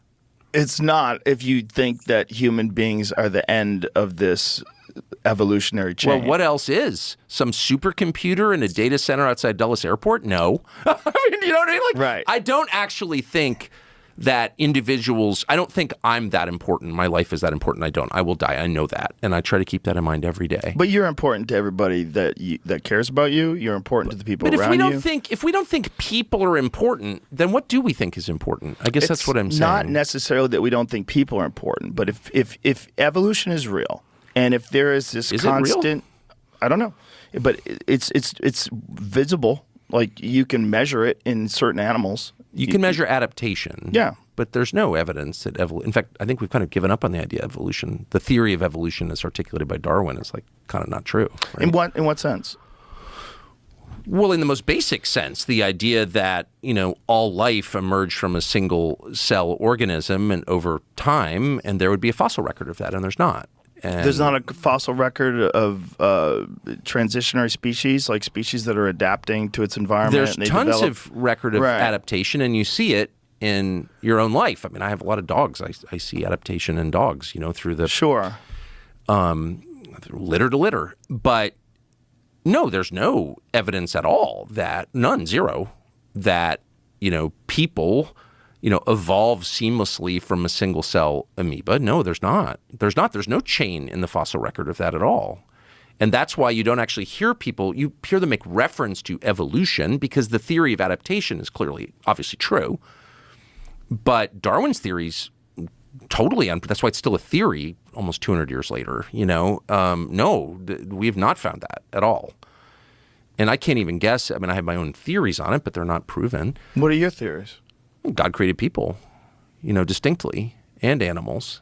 I mean, I think that's what every person on Earth thought until the mid-19th century, actually. Right, but it's not a new idea. They didn't have computers. They didn't have a general understanding that we have today of the process. Do you think we understand more now? Yes. Really? But of course, evolutionist theists are a thing. You see, I'd rather work with a Christian that shares my politics than an atheist who don't share my politics. It was in October 2023 when the war in Gaza began, and as things became more catastrophic for people in Gaza, more and more people came out to support the Palestinians. Even people on the right were coming out to condemn Israel. In fact, the whole Israel versus Palestine conflict is not a left versus right issue. Instead, it's a populist versus establishment issue, and being anti-Israel is the populist, anti-establishment position, which is why I was not at all surprised when Rogan came out to oppose Israel. But what did surprise me is when Rogan claimed that the left supports Israel. And do you know in Israel they canceled the Pride Parade this year? Why? Because their gay pride flag, they made the yellow, I think, bigger because of the hostages. Oh, wow. So they would not have a gay pride parade. And they're also using all the material that they would have used in the Pride Parade to carpet bomb civilian areas of Rafah. But here's the point. All of the fireworks and stuff are directly being shot at babies' faces who are homophobic and should go. Because, by the way, that's the whole thing they're doing over there. Yeah. Where they go, if they just bombed a school, and Israel's got to stop doing this all the time. Every now and then, when I grew up, Israel would bomb a school every now and then, and people would go, oh, it was not all the time. Now they're doing it too much, and it's making people upset. When I grew up, it was a nice thing. Every now and then, never a nice thing, but every now and then it would be like, you wouldn't know what Israel's doing. And they'd go, Israel just bombed a school. And you'd go, huh. It was rare. Now they're doing it so much. And if you go, this might be a lot, and I support them and their right to exist, but this seems to be every human rights organization in the world, every country, everybody's going, this is, guys, please. Even America, even Biden is going, guys, please. And the response to maybe let's not bomb these refugee camps is, do you know what Hamas does to gay people and women? Yeah. And it's like, guys, come on. Yeah, that's not, but you're killing people. You're killing children. Yeah, and women. And women. Yeah, a lot of them. A lot. We got to figure out a More way. than you're killing terrorists. Yeah, we got to figure out a way to make this, a better situation. That's another one that's so wild too, because the left has always been like kind of clear on where it would look at like conflicts. Yeah. You know, like with Ukraine, the left is all in for Ukraine, right? There's some people on the right that are in for Ukraine, but the left is pretty much all in. They're all right? in. Putin's bad. The far left isn't, Yeah. but the mainstream left that we all know about is. But with Israel, you have people on the left that are pro-Israel, a lot. Hardcore, Yeah. who just will find a way to rationalize the human shield argument, no matter what it is. Bitch, the people on your side, the religious Zionists, the MAGA crowd, they support Israel. If you want to say that liberals support Israel, fine, sure. But actual leftists like me, like Kyle Kalinske, who is your friend, we're the number one group of people that are calling out Israel's bullshit. And funny enough, Rogan never invited Kyle on his show again after our last interview in early 2023. Instead, the only leftist who Rogan had on his show nowadays is Jimmy Dore, who's just another right-wing grifter. Now, if you're wondering what was the final straw that made me lose all respect for Joe Rogan, is when he had Dennis Quaid on his show. Dennis Quaid acted as Ronald Reagan in the Reagan movie that came out last year. Quaid would explain why he thought Reagan was awesome, and Rogan would go along with it. Because if you can curate searches, if you can curate people's access to information and hide things, that should be illegal. There should be nothing that has anything to do with political ideology when it comes to searching for information. It should just be whatever the information is. I completely agree with you. Because, well, for one thing, as Ronald Reagan said, democracy can handle it. Yeah. You know, and yeah, he testified before the House subcommittee back in the day. You know, House of Un-American Activities. It said basically just let the communists go ahead and state their cause. It's okay to have a communist party in this country because the exchange of ideas and everything will play out and democracy can handle it. Yeah. The Reagan movie it's not about ideology at all. I mean, Reagan was a Democrat for 40 years until the last 40 years of his life, or 35, he was a Republican.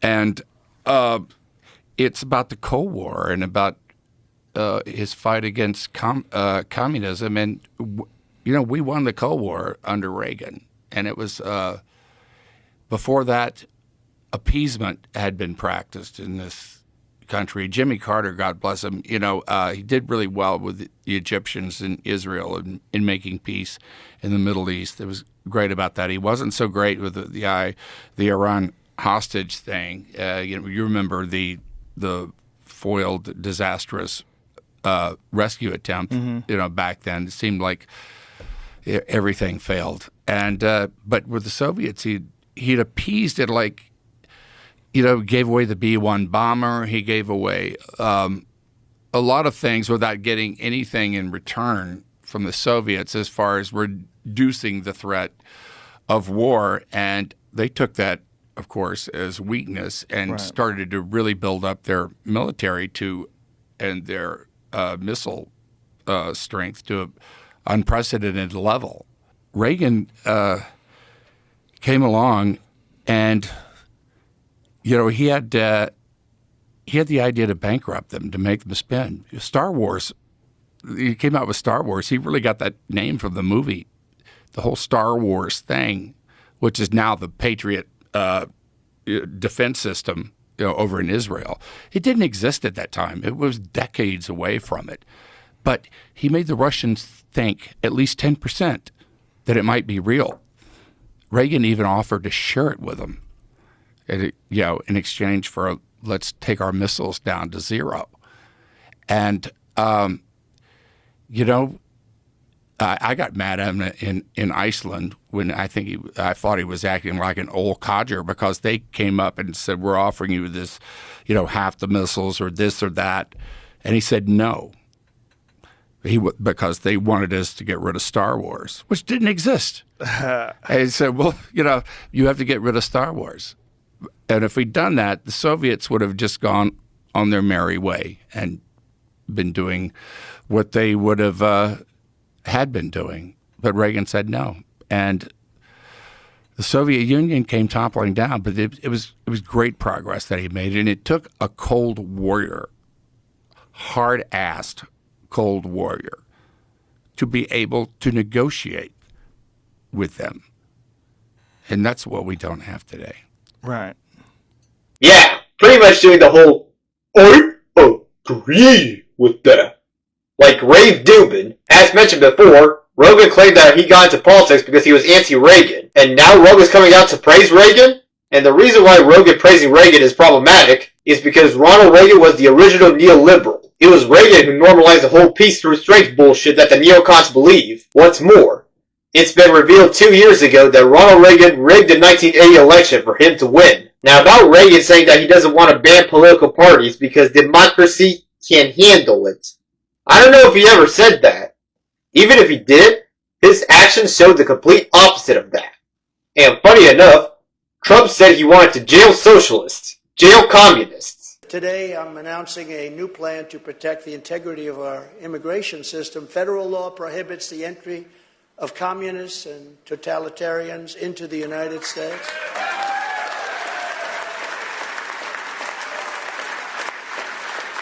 But my question is, what do we do with the ones that are already here that grew up in it? I think we have to pass a new law for them. Using federal law in section 212F of the Immigration and Nationality Act, I will order my government to deny entry to all communists and all Marxists.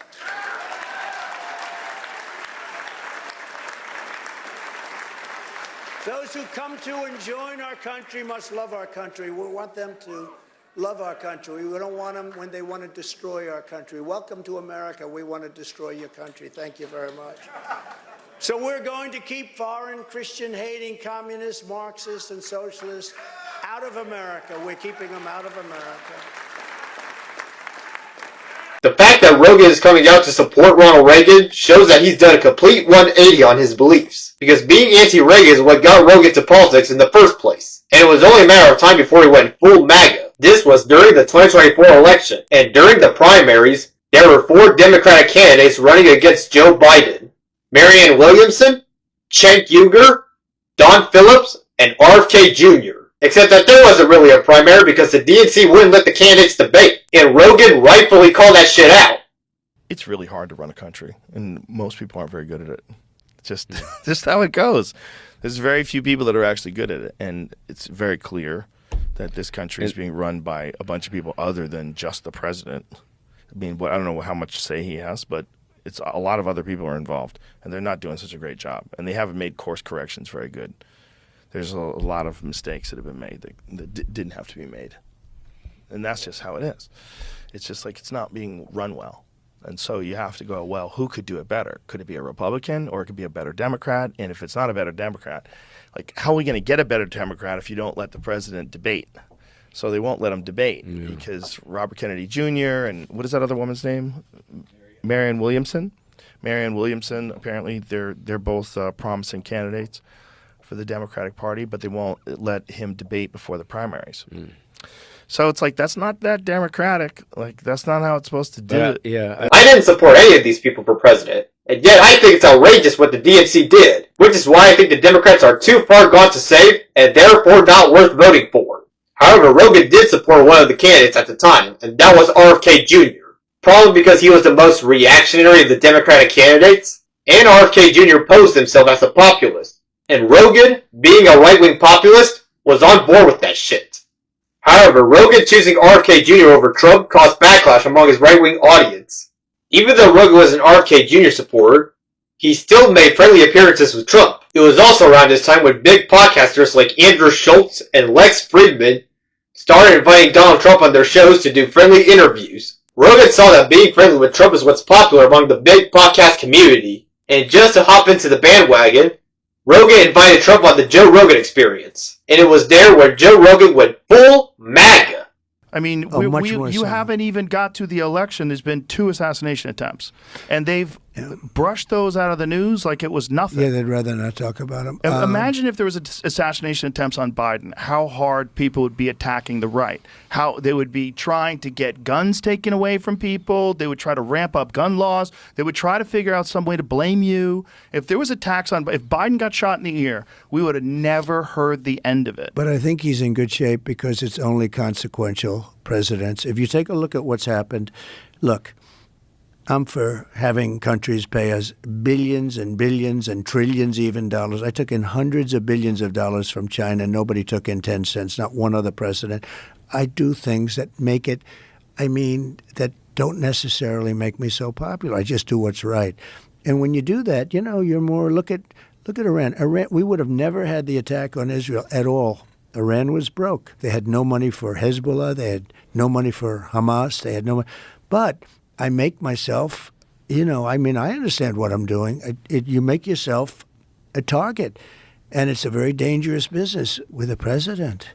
If you look at the amount of assassination attempts. And attempts, too. Yeah. And attempts. No, it's a very dangerous position. I never thought of that, by the way, when I did it. You don't tend to think. Did you just assume because people loved you on The Apprentice, they were going to love you as a president? I figured it would be so easy. It's very it probably interesting. would have been if the media didn't attack you the way they did. If they didn't conflate you with Hitler. I mean, even today, like Kamala was talking about you and Hitler. They're going to take what you said about Robert E. Lee. Oh, Donald Trump wishes the South won. That's right. He loves Robert E. Lee. They love to take things out of context and distort things. But they don't even have to take them out. They make them up entirely. Okay, they do make that them. too. But it's interesting when you mentioned I was very popular, and all those people loved me. I mean, some of these women, they're so stupid, and Joy, she would every time she'd see me, I'd be in the theater or something, and she says, "You have to be on the show again. Come on, let's go. We have." She loved you.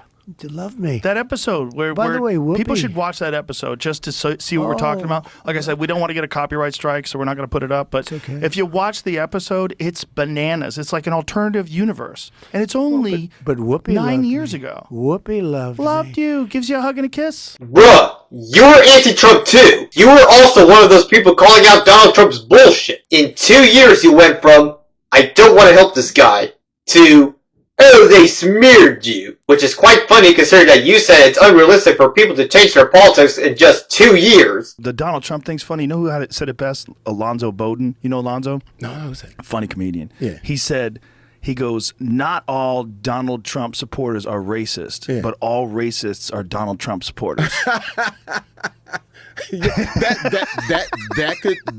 He definitely awakened that side. Now, Joe Rogan having Donald Trump on his show is not what bothers me. What bothers me is that Rogan's out there being friendly with Trump, letting him spew misinformation, and never challenging him. Because Donald Trump's not the type of person you should go around being friendly with, considering that this guy is a rapist pedophile who's friends with Jeffrey Epstein, and he wants to destroy democracy. And because Joe Rogan was the #1 podcaster on the internet, his interview with Trump went viral. It gained 30 million views in 1 day. I guess that must have triggered the Democrats, because after Rogan's interview with Trump, there have been talks about Kamala Harris going on the Joe Rogan Experience, or that we need a liberal Joe Rogan. Motherfuckers! Joe Rogan was our liberal Joe Rogan. Why didn't y'all reach out to him back when he was in his prime? Back when Rogan endorsed a Democratic candidate in 2020. That would have been a great time for you to reach out to him. Or how about back when Rogan was defending all these progressive ideas? God, you Democrats deserve to lose. Rogan did make attempts to reach out to Kamala and have her on his show, but some people said that Kamala shouldn't go on the Joe Rogan Experience. I don't think she should do it. At this point, I don't think she should. Why should she do it? Okay, here's the thing. So Rogan basically gave Trump a hot stone massage. I mean, that's what happened, right? We broke down the whole thing. You can go check that video out. And, what Rogan would say, I'm sure, in his defense is like, bro, this is what I do. I just have conversations. I shoot the shit, right? Like, it's a casual, nonchalant atmosphere where I want to let them speak their mind. That's what he would say. And it's like, okay, that's fair and fine when dealing with any number of kinds of people or professions and individuals. But when it comes to politicians in particular, that's actually not fine, right? These people make decisions that impact millions and millions of people. These people set public policy. These people, when it comes to somebody like Trump and Kamala, They have a record of things they did and things they're responsible for and things they want to do and are going to do. And they surround themselves with a certain, different kinds of people with different ideologies that just have such a colossal impact on the world. So just shooting the shit is wildly insufficient when dealing with somebody like Trump. So if he brings on Kamala Harris, okay, in the interest of fairness, if he wants to be fair, he does the same kind of interview with Kamala that he did with Trump, namely play patty cakes, right? And if he does that, what's the point of doing that? This woman's running for president. Nobody should be playing patty cakes with her. You should be asking real questions, right? So either he plays patty cakes in the interest of fairness to do what he did with Trump, or he grills her and, gets into policy and gets into disagreements, in which case that's good for interviewing any politician, but now it becomes unfair because you didn't do that with Trump, right? So it would be, you played patty cakes with Trump and you were hard on Kamala, or you played patty cakes with Trump and you played patty cakes with Kamala, and both of those things are not okay, right? Both of those things are bad. I mean, if Rogan wanted to do his persona of being an open-minded normie, I think it would have been better for him to have Kamala on his show and be friendly with her. It's bad, but at least it would have made him look consistent. And I think it would have been nice if Rogan had people like Jill Stein, Cornel West, Claudia LaCruz, Chase Oliver, or any other third-party candidate on his show to do a friendly interview. It would at least show that Rogan's anti-establishment, considering that the establishment wants everybody to focus only on the two main parties. Ironic, considering that this man claims to be anti-establishment, yet everything he does nowadays is establishment. Because after Rogan's interview with Trump, he would go on to suck the dicks of billionaire shitheads, such as Elon Musk and Mark Zuckerberg. Any normie trait that Rogan had was completely gone. By that point, he had become no different than any corporate right-wing propagandist. Now that Joe Rogan has gone full right-wing MAGA-tard, how has that affected his show? Well, I won't go into full detail of what Rogan's been doing throughout 2025, considering that this video is mostly about how Rogan got to where he is now. And without a doubt, there will be more updates on Joe Rogan as long as he's big and relevant on the internet. But I'll go over a few things which I feel like are important for this discussion. And I know I'm going to get a bunch of comments from people saying, "You're making this video because you're butthurt that Joe Rogan no longer shares your politics." Well, no, I wouldn't necessarily shun somebody because they have different politics than me. If someone came up to me and be like, "These are my politics, blah, blah, blah, blah, blah," I'd be like, "Yeah, okay, whatever. I think you're wrong, but I respect you." It's working class people like family, friends, co-workers, or people in private life that lefties like me are trying to reach out to, have an open dialogue with them, and hopefully get them to come over to our side. Joe Rogan, on the other hand, he is not my friend. He is not some person I know in private life. He's a big internet personality that influences lots of people. It's a different standard for people like Joe Rogan, people like Charlie Kirk, because these media influencers are like the foot soldiers of their movements. Their actions tend to influence our politics. And it's not just me saying this, because once Rogan started being friendly with billionaire shitheads and surrounded himself with nothing but right-wingers, people started to realize that Joe Rogan is not the same person he was 7 years ago. In the past, Joe Rogan would talk to all different people from all different backgrounds, and he tried his best not to be too political. But Joe Rogan has created a right-wing echo chamber around himself, and all he does now is talk about woke bad, and he's become a shill for billionaire oligarchs. Joe Rogan no longer represented the average Joe. Any normie who was attracted by Rogan's normie side had turned on him, and as a result, the Joe Rogan experience started to lose followers. So in analysis, who is Joe Rogan? Joe Rogan started off as a normal guy who wanted to understand the world and talk to everyone. But over time, money and fame corrupted him. The guy who once asked questions stopped asking questions when it was no longer convenient for him.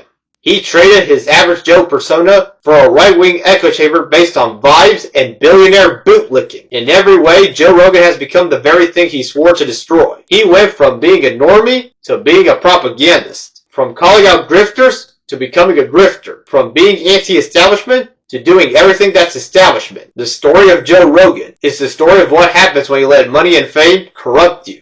And that's pretty much all I have to say. Let me know in the comment section what you guys think. Do you agree with me?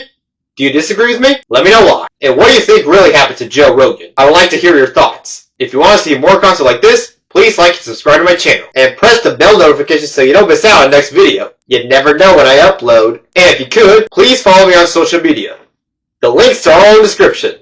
So check me out there. And, to fuck with Rogan, And that's the end of the video. See you in the next one. When you're a turd, you're a turd. Guys, I've never been scared of fight in my life. Get up! When you're a turd, you're a turd. Joe's the baddest. I'm not kissing his ass. So just please stop crying. To be fair to Joe, people keep making it seem like we're in the beef. Am I gonna fight him? Absolutely. I'll end you all. Oh, you say that to my face? What's he gonna do? He's like a gorilla. I've seen Joe beat people up. But I do know his shit is full of crap. If I was an out-of-shape fat ass, he's way worse than I am. He's put out a tweet just saying that he will beat up Joe Rogan. I'm not putting Joe on blast. It's all his little boys who are like, oh no, Joe's gonna get you. He's gonna get you. Okay.